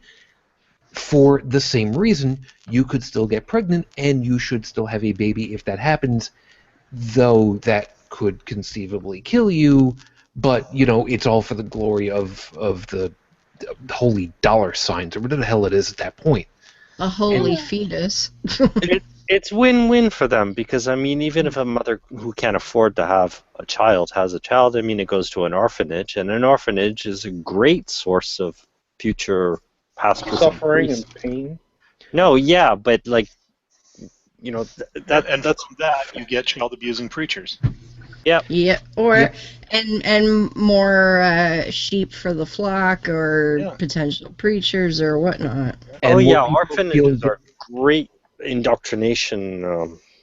Yeah, and it just completes the circle. It continues, perpetrates the cycle perpetuates the cycle of feeling downtrodden, of feeling that you're worthless, of that God says you're bad. That you need Jesus.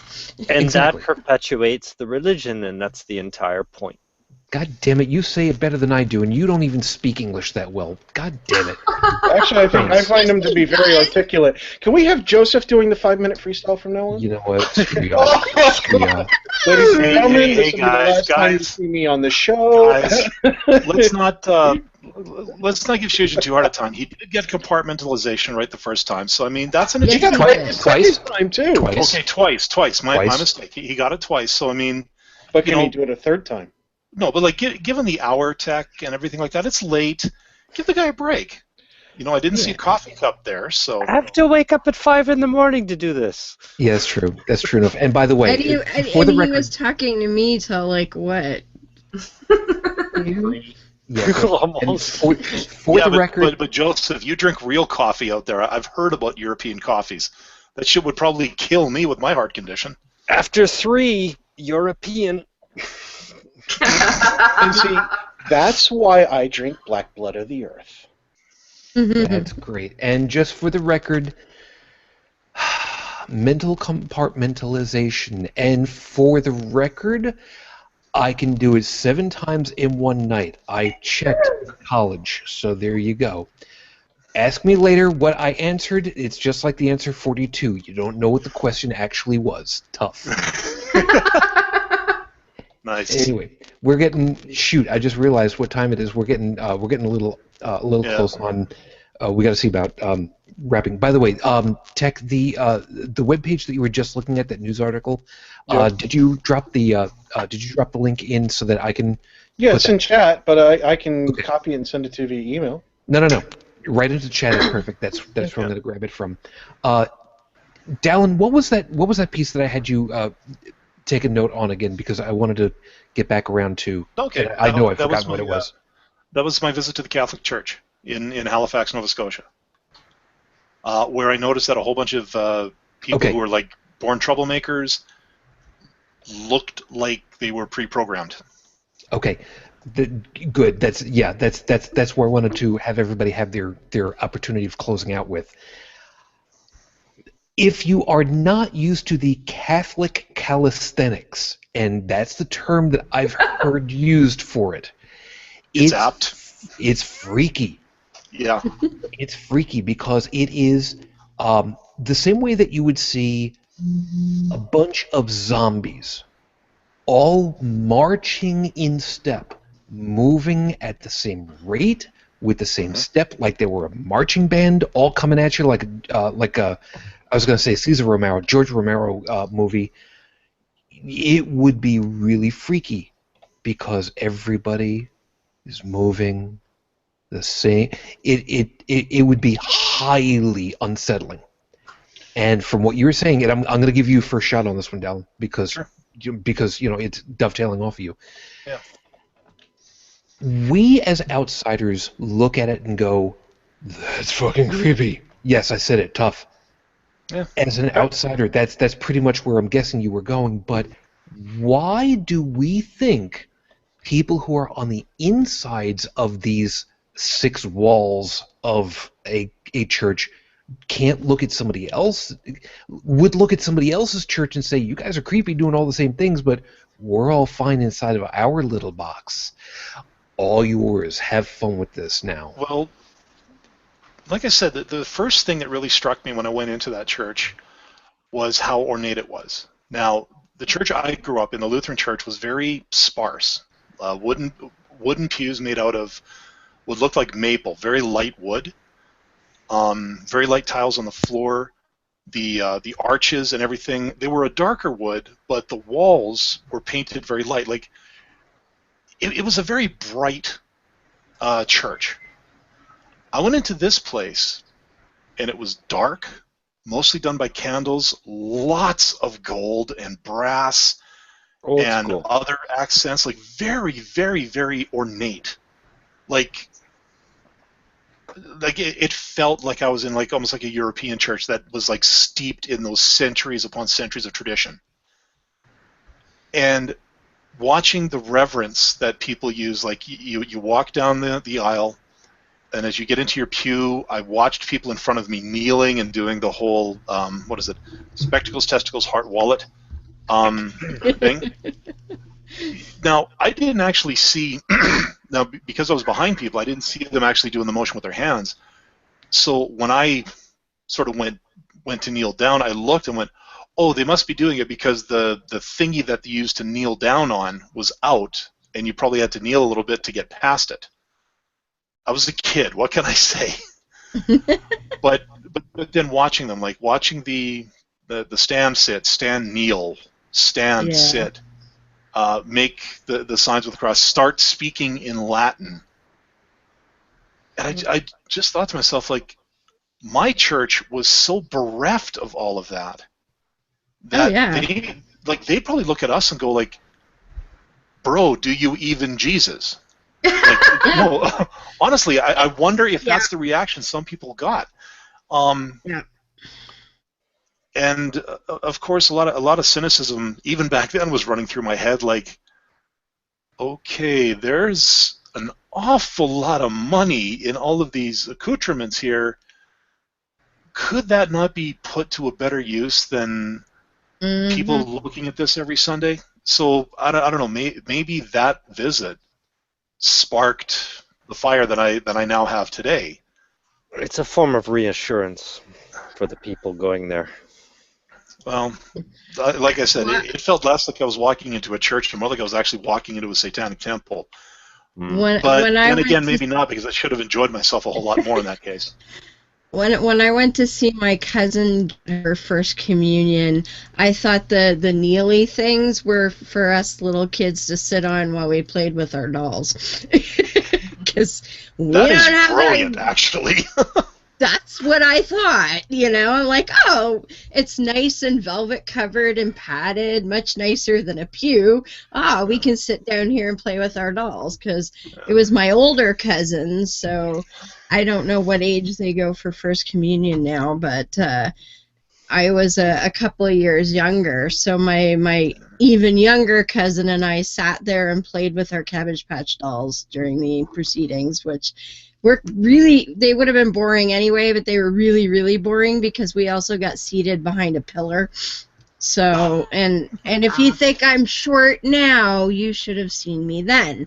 So it was very bizarre. But of course, United Church, I mean, the United Church that I went to, when you were too old to go down away during the sermon to what they called junior congregation, they still provided clipboards of paper and little baggies of crayons for you to play with during the sermon. So my friend and I would sit there and play tic-tac-toe or hangman the whole time. Well, And see, that most of was- you were doing it right. Well, Yeah. I had none of that. Like, I went to an Anglican church, and it's like, well, it's Catholic light. But how I would have fun is going into the church. I'd pick a victim, and during the whole service, I would stare at them like wider. Oh, nice. Yeah. It's funny you mention that, Joseph, about it being Catholic light because, my marriage was to an Anglican woman, so we got married in her church, and I was actually quite surprised at how similar the two. I guess you get not the marriage ritual itself, but like your regular Sunday service. The similarities between the Lutheran and Anglican churches are, you could not tell one from the other, to be perfectly honest. Yeah, Lutheran is just post-Reform, and they stuck to that tradition. And Anglican is another type of Reform, but it was like that was because Henry the Horn Dog wanted a divorce. That's all he cared Yeah, about. Henry wanted to get laid. He didn't actually want to ever not be Catholic. So that's why the Anglican Church kept so many of the accoutrements of the Catholic Church, was because the desire was completely different. And because Luther was like, Catholics are evil and nasty and we shouldn't be like them, whereas Henry was like, well, the Pope just won't give me what I want, so I'm going to be Pope and we'll carry on as normal. Yeah, so one had righteous indignation, the other one just, like you said, he wanted to get laid. Yep, pretty much. Tech, what did you want to go ahead and pop in at? I've been to multiple churches. I've even been to Temple. I even got kicked out of one or two churches. Baptist, excuse me. Anyway, yeah, I asked a question. Apparently, that was a very bad thing to do. Anyway,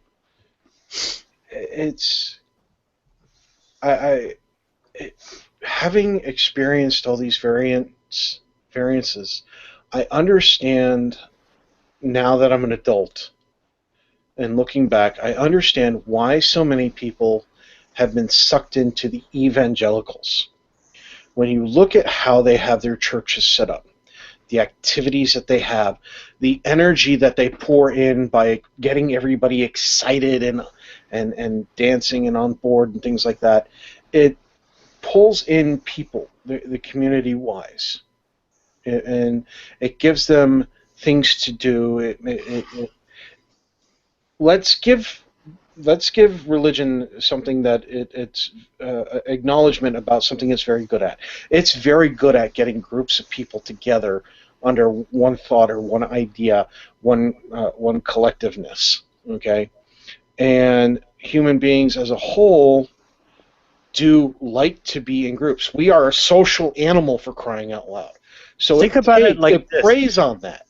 So religion actually preys on that animal instinct of humanity. Think about it like this. Every altar is a clan campfire. Exactly.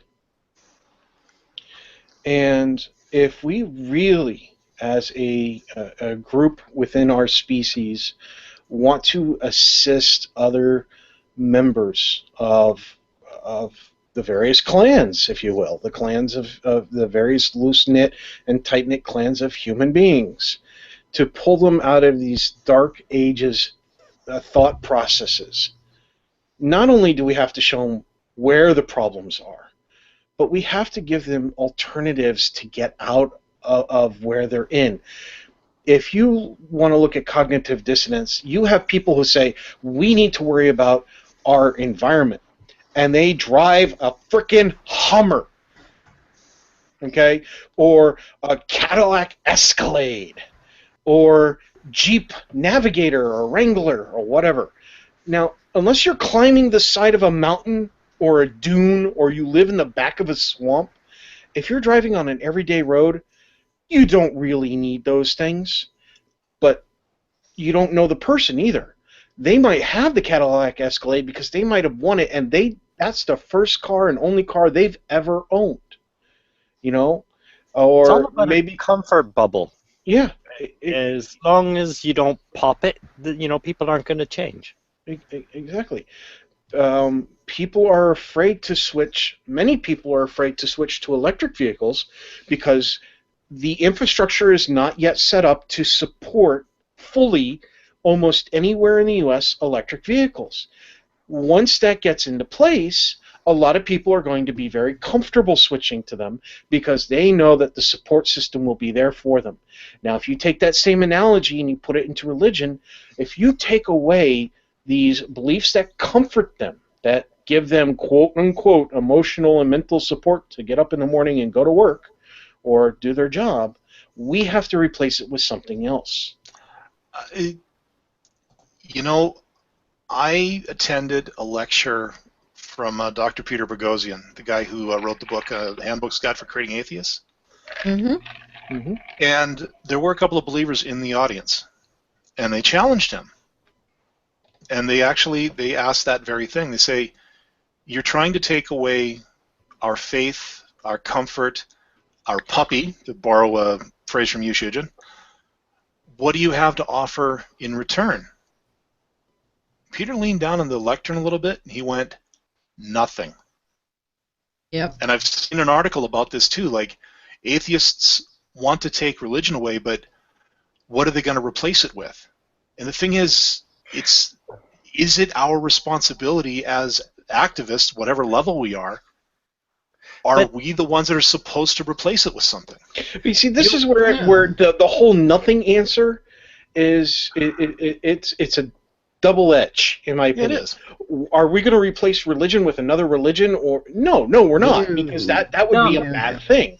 We can replace it with something else. We can replace it with logical thought. We can replace it with the support system of knowing that there are other people out there who have acknowledged that this is the one life that we have and that this is what we're given. And you want to go and do something that's feel good, let's go over here to this person's house together, who this person recently suffered an injury. They can't go grocery shopping.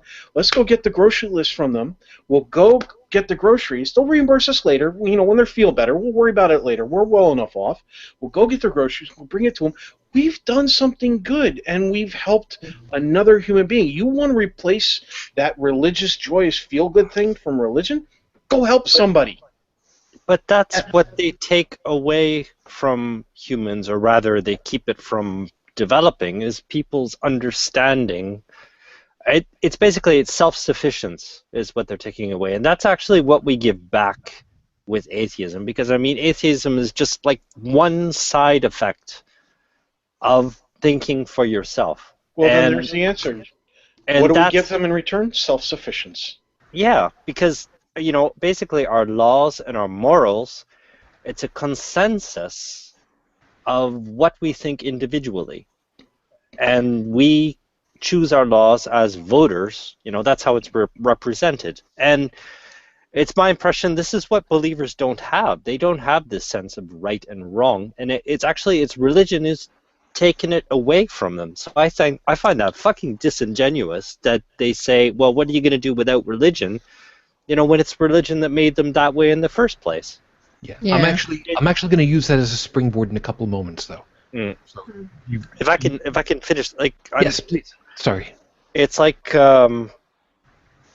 it's like religion. They're in the business of selling crutches, but they're the ones who handicap their. They have to break your leg. They have to break your leg, so you need the crutches in the first place. Exactly. Yeah. So, what am I going to do without my crutch? We're offering a leg, if you want. Yeah. Okay. 3D print them a new one. Yeah. Might be. Bridget. Yeah, Bridget. Yes. Did you want to go ahead and finish any particular thoughts at this point for this whole piece? I mean, I know that there was kind of like a bouncing ball on the screen. Bunch of you guys kind of bouncing on it. I wasn't sure if you wanted to hit any particular last item yourself specifically. No, but I did want to give a shout out to Amanda Knief, You Go Girl. This is ripping off of the stories about, the story that came out with the 5 women who went to Muskego, Michigan, and were given improper treatment as far as miscarrying because they went to Catholic hospitals. She has introduced legislation called the Patient's Right to Know. And what this would do is require Catholic hospitals to at least inform women what treatments are available, even if the hospital itself cannot provide them. So at least they would have informed consent that, we don't agree with, this because of religious doctrine, but this is available at another hospital. That way they would at least know what their options are if they are miscarrying or have, or need treatment that is in conflict with Catholic directives. Okay. You've got some kind of I assume that you've got some kind of a link to further information to help that one along that we can drop in for folks. Yes? I will get that for you. But she's a go-getter. I mean, she's what you call an activist, and she has the legal background, and I'm proud of her for doing it. Beautiful. All right. I kind of lost track at this point. Heretic Woman, did you?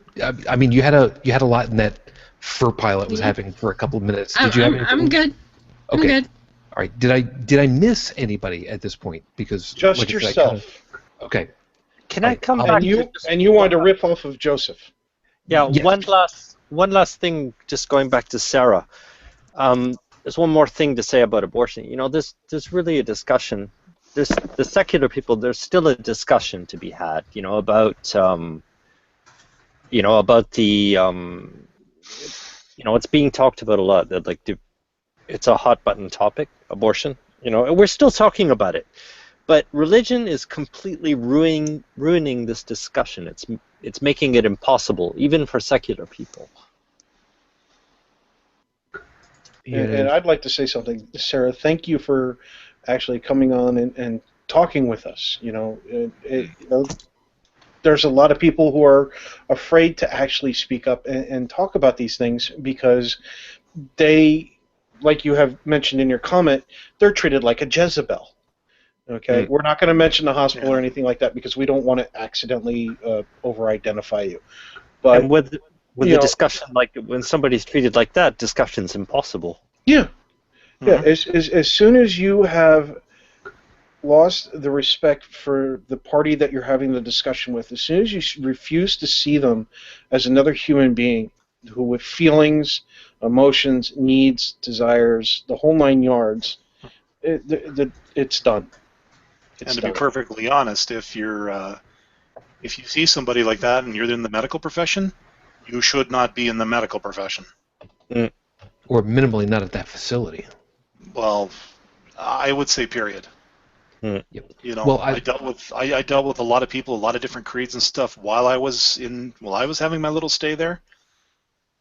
And even though maybe some of what I was suffering was self-inflicted due to, poor decisions, poor eating habits, whatever, they still treated me at least with the respect of a human being and worked diligently to get me to be able to come home and be stable.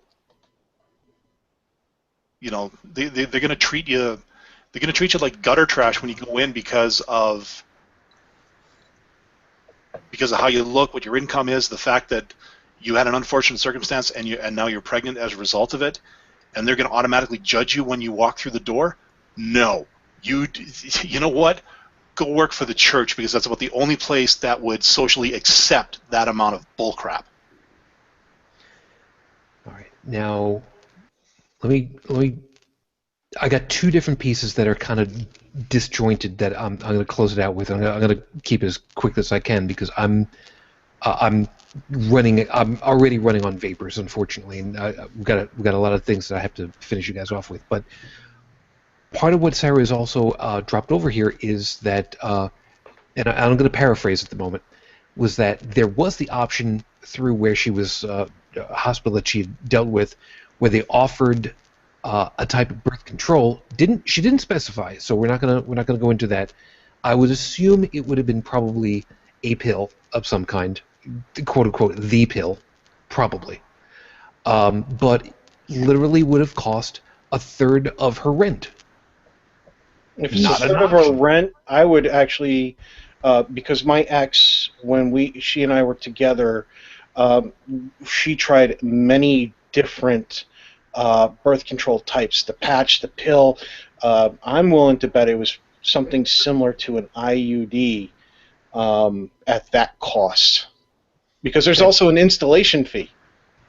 Mm. Yeah, and as humorous as that might sound, it's not. It's not really. When you don't have the medical aid to pay for it, it's not funny anymore.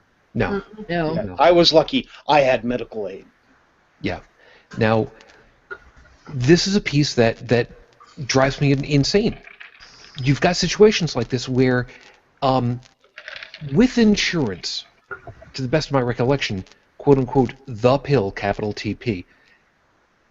With insurance, I remember it as being like a $20 copay, which is affordable for the most part.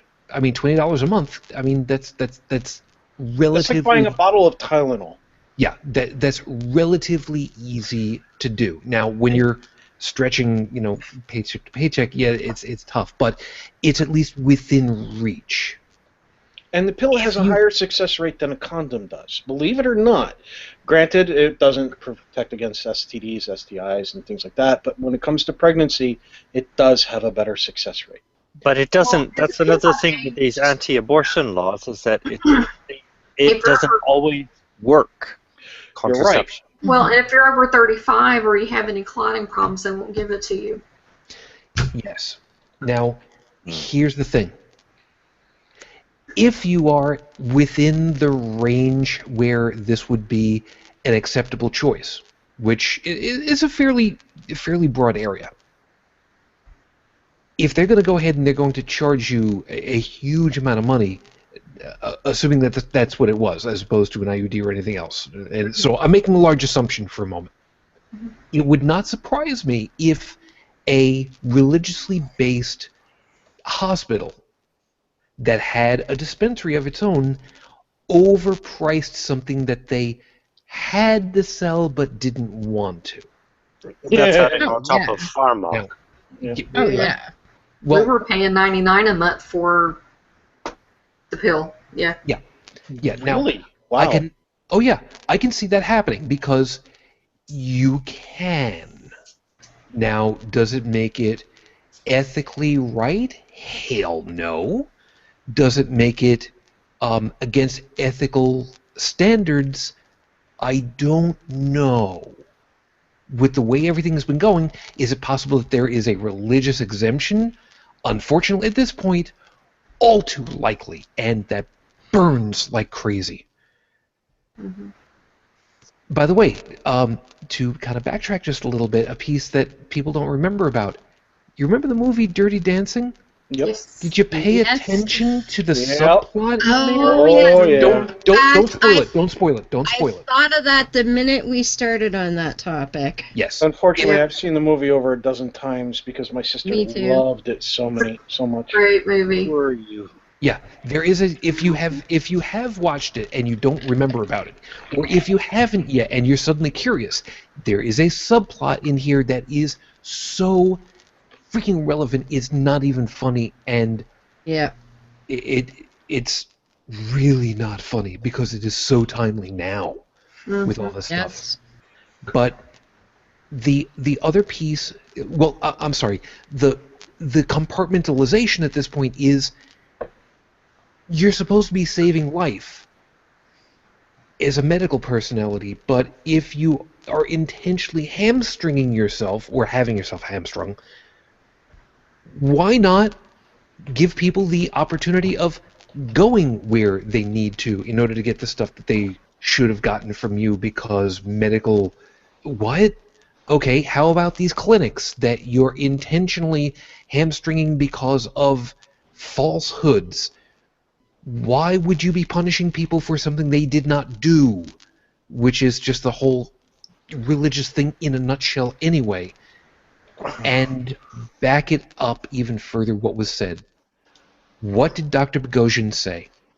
What are we giving instead of happy? The answer is actually, quote-unquote, nothing.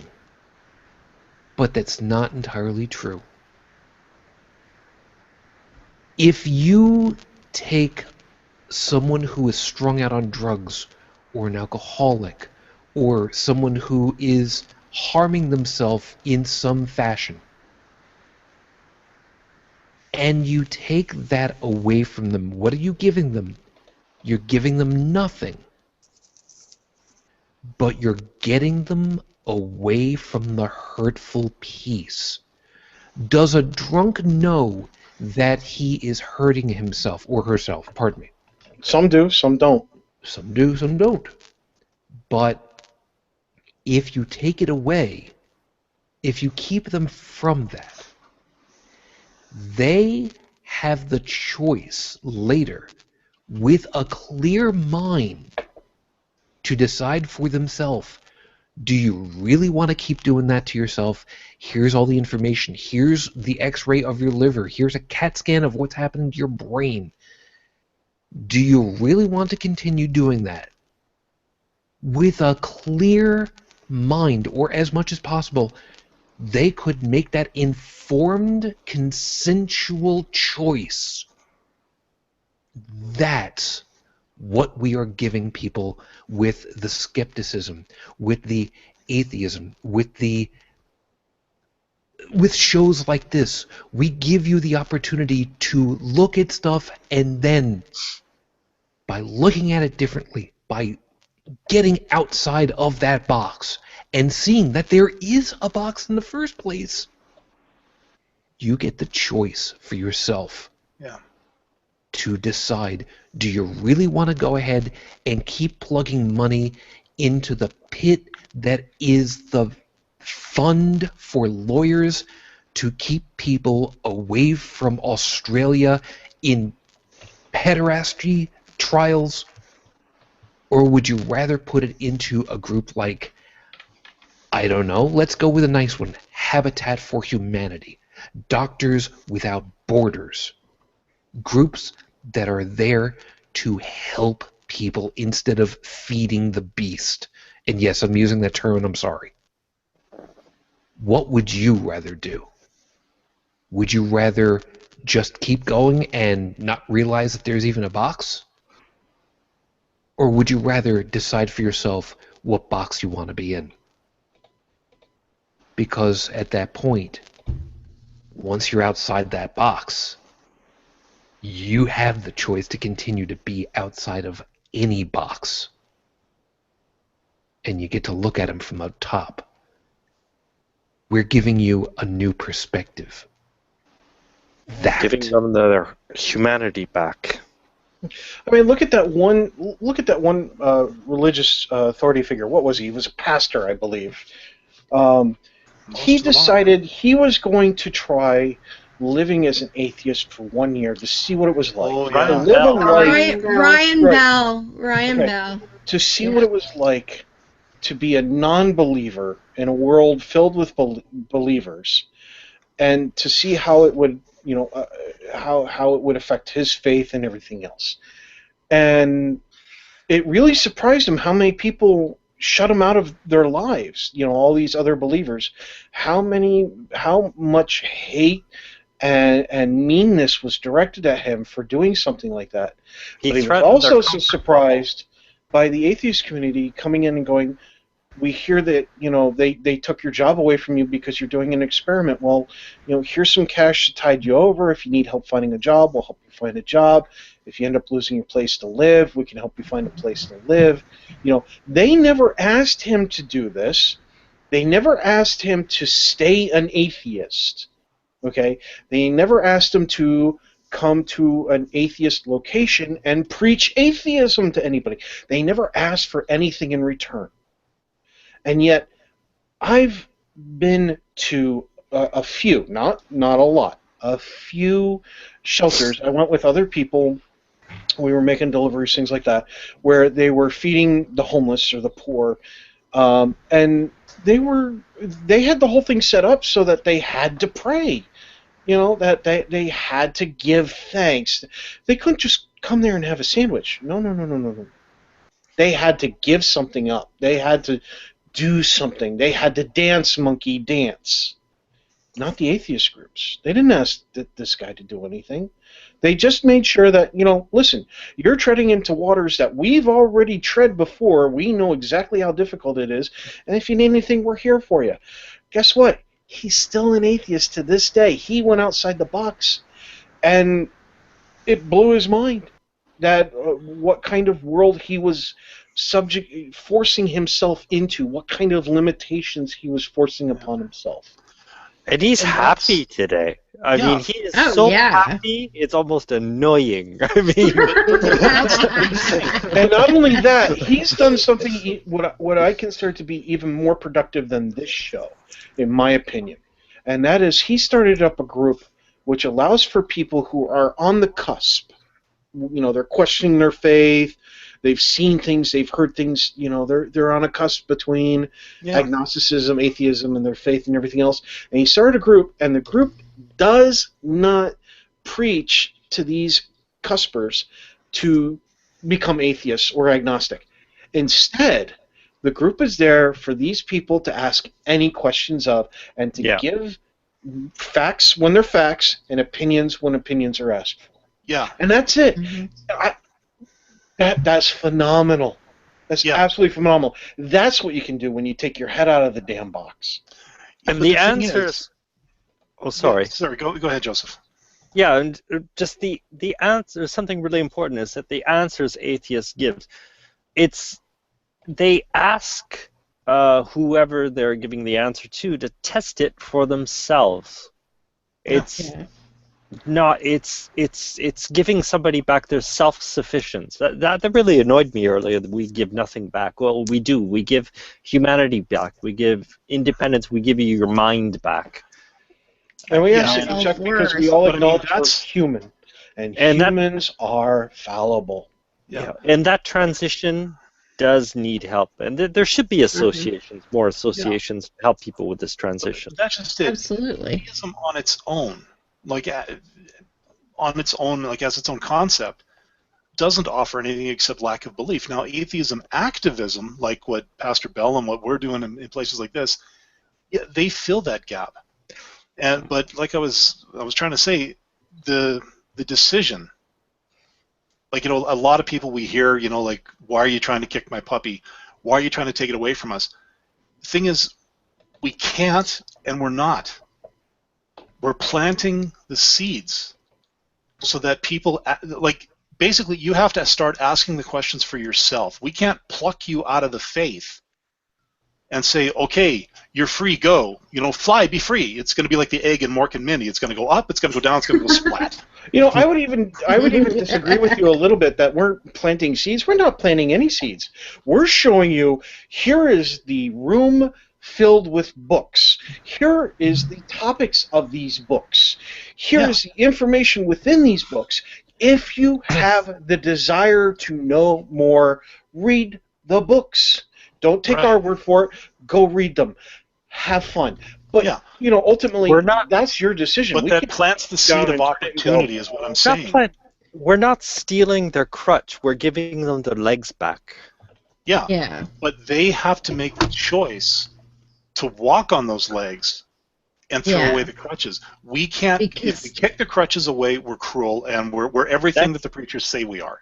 But that's exactly it. Because if they make the conscious choice to walk on their own two legs, then we've done it right. But the change has to come from within. Some people will never try out the legs unless you kick the crutches away. No, and that's true. But then that has to be a very delicate judgment call. Yeah, because if you kick somebody's legs out from underneath them, they may have taken the crutches and hitting you over the head with it a couple times. Yeah. Well, I think they need a safe place to land. I think that's the most important thing, is for them to feel safe. Okay, Yeah. we gotta wrap this up, but let me leave one last piece on the whole the leg thing and the crush thing. I would say let's not kick out any legs. Let's not even think about the legs or the crutches themselves. How about we just show with a mirror, this is what you are actually looking like from our side. Is that really what's going on? They won't Because they may, but it will be their choice. It's the perspective. That's the whole point of the show, and that's why I think that is a much more humane way of doing it. Don't kick somebody's puppy. Show them with a mirror. The puppy is a piece of plywood that's painted. It was never there. And by the way, kicking the puppy is actually stolen from Barroom Susie. Atheist, I believe it was. Yep, that's Susie's. Yep. It's a question of trust. It's not, we try to come at them with reason and all that, but that is going to be totally ineffective until they trust you enough to listen. And it's really the only road to that is through emotion, paradoxically. And that's why the crutch kicking is not really the best way to go to earn somebody's trust. Plus, there's also Wheaton's rule: don't be a dick. So we'll leave it with that. All right. As always, everybody, thank you so much for being with us, and especially on behalf of the Crap crew, to Sarah, thank you for you and putting that out there with us. We recognize that could not have been necessarily easy, but thank you. Anyway, we need to get everybody out of here for good damned reasons. Joey unfortunately had to head out because of technical reasons, so on behalf of him, thank you everybody for being with us. Unrenewed Tech, let me get you out of here so that you can just go ahead and get yourself the hell out. Thanks for your time, man. Have a good rest. Absolutely. Thanks for having me on the show. No worries. Joseph, thank you very much for your time at this point. Plug all of the things, which means plug the thing, and thank you, of course. Good morning. The thing, yes, Atheist Apocalypse at atheistapocalypse.com. That does not sound like an ellipsis. That sounds like a lisp, but that's okay. Well, the French, I love how the French say it. They say, when you talk like that, I mean, they say you have a hair on your tongue. That's like a hair lip, in a way. Kind of. No, like a little like a poil sur la langue. Okay. It sounds so much nicer when you say it like that. Bridget, thank you so much. Thank you. Hun, you have a great morning, and plug. Come see my blog, bridgetfitch2112.wordpress.com. And of course, by the way, all these links will be in the show notes as a continuing piece anyway.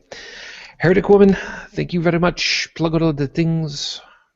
Beyond the Trailer Park on our YouTube channel, Beyond the Trailer Park, Mondays at 9:30 p.m. Eastern, live, hopefully, because last week it did not want us to go live for some reason. Damn. But I know it was a technical cluster, you know what. This week we are having Teresa McBain on. She's going to come and talk about the Recovery from Religion Foundation and the Hotline Project and all kinds of cool stuff like that. So we're looking forward to that. And that will be Monday night at 9:30 p.m. Eastern on our YouTube channel. And that's it? Yeah, you'll hear about 10 minutes of me on No Religion Required tomorrow night, but it's pre-recorded. But I'm rebutting our friend Pastor Lee, so look forward to that. Oh, Okay. Oh yeah. Yeah, that should be fun. I'll Dallas, listen. yep. Thank you very kindly, of course, for all the work that you've been putting in, as usual, and thank you very much. Anything to be plugged at the moment? I got a couple things, actually. First, I just want to reinforce that, yes, we do have an audio version of this show. For those of you that are carrying around devices that you would choose to listen to rather than watch, which you can find at our blog site, our podcast site, holycrapthevlogcast.com. There you can actually find links to the RSS feed, subscribe, download, and keep your ear holes nice and full. As for myself, I'm going to throw it out there because I've actually been pecking away at this for a little while. I've got a blog too, more of a skeptic, my thoughts kind of a blog. It's actually called Random Thoughts of a Virtual Tiger. And you can find it at robotechtiger.tumblr.com. And you're going to give me the link to drop into the notes for that for yes. Coming right up. All right, excellent. As always, everybody, thank you very much for being with us. I do have a show lined up for next week, which is 104, which is officially, technically, our 2-year point, because 52 weeks in a year, 104 episodes makes our second year. Now, it doesn't line up chronologically because of certain weeks that are bye weeks because of stuff, but next week's show, and I'm going to put this one out early for the reason you're about to find out. I am going to be on, of course, as main host. Heretic Woman is going to be on. Bill from Barroom Atheist is scheduled to be on. Bobby from No Religion Required is scheduled to be on.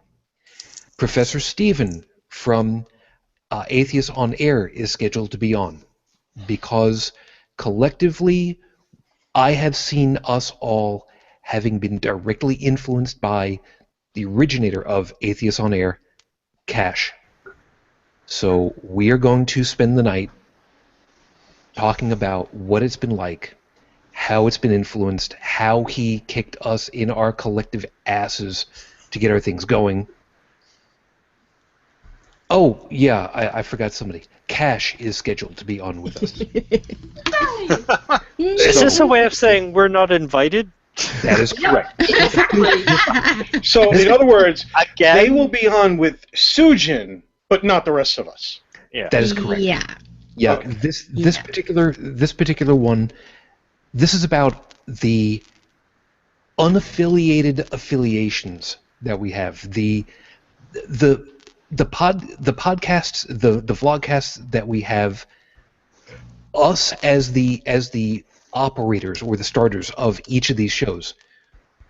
I think that we are all directly tied to Cash and his kicking off a lot of stuff, or really, really, really heavily kicked by him to make things work. And this show, I directly credit with one of his rants. And I don't think that he's actually gotten a proper thank you. We are Or at an 2. apology. We're at 2 years. No Religion Required is just crossed over 2 years. Even though they don't have the number of episodes because of stuff having happened, Barroom Atheist is at approximately 2 years since their start as well. And a lot of it, a good portion of it, is because of Cash. Yeah, he removed all the pretension barrier from podcasting. He made it accessible. I mean, he just showed us an example how it's And possible. this is where it's going to be coming to. Yeah. So this is going to be this That'll is be not next exactly, episode? Yes. So next week, this is not going to be a Dean Martin celebrity roast type thing, although there may be a couple of pieces. He's but, only 37, right? something like that. My birthday is coming up, so yes, 39 Yeah, so is mine. again. Are you invited? Yeah, so they're all going to be on the show. Sujin won't be there. You know what? This works perfect because it'll actually be my birthday next week, next Saturday, actually, the day that when we normally do this show. So Yep. I won't be here. You won't be here. I get to duck all of yous. This makes me happy. Happy hangover. Yeah. You still have to fix it in post. Yep.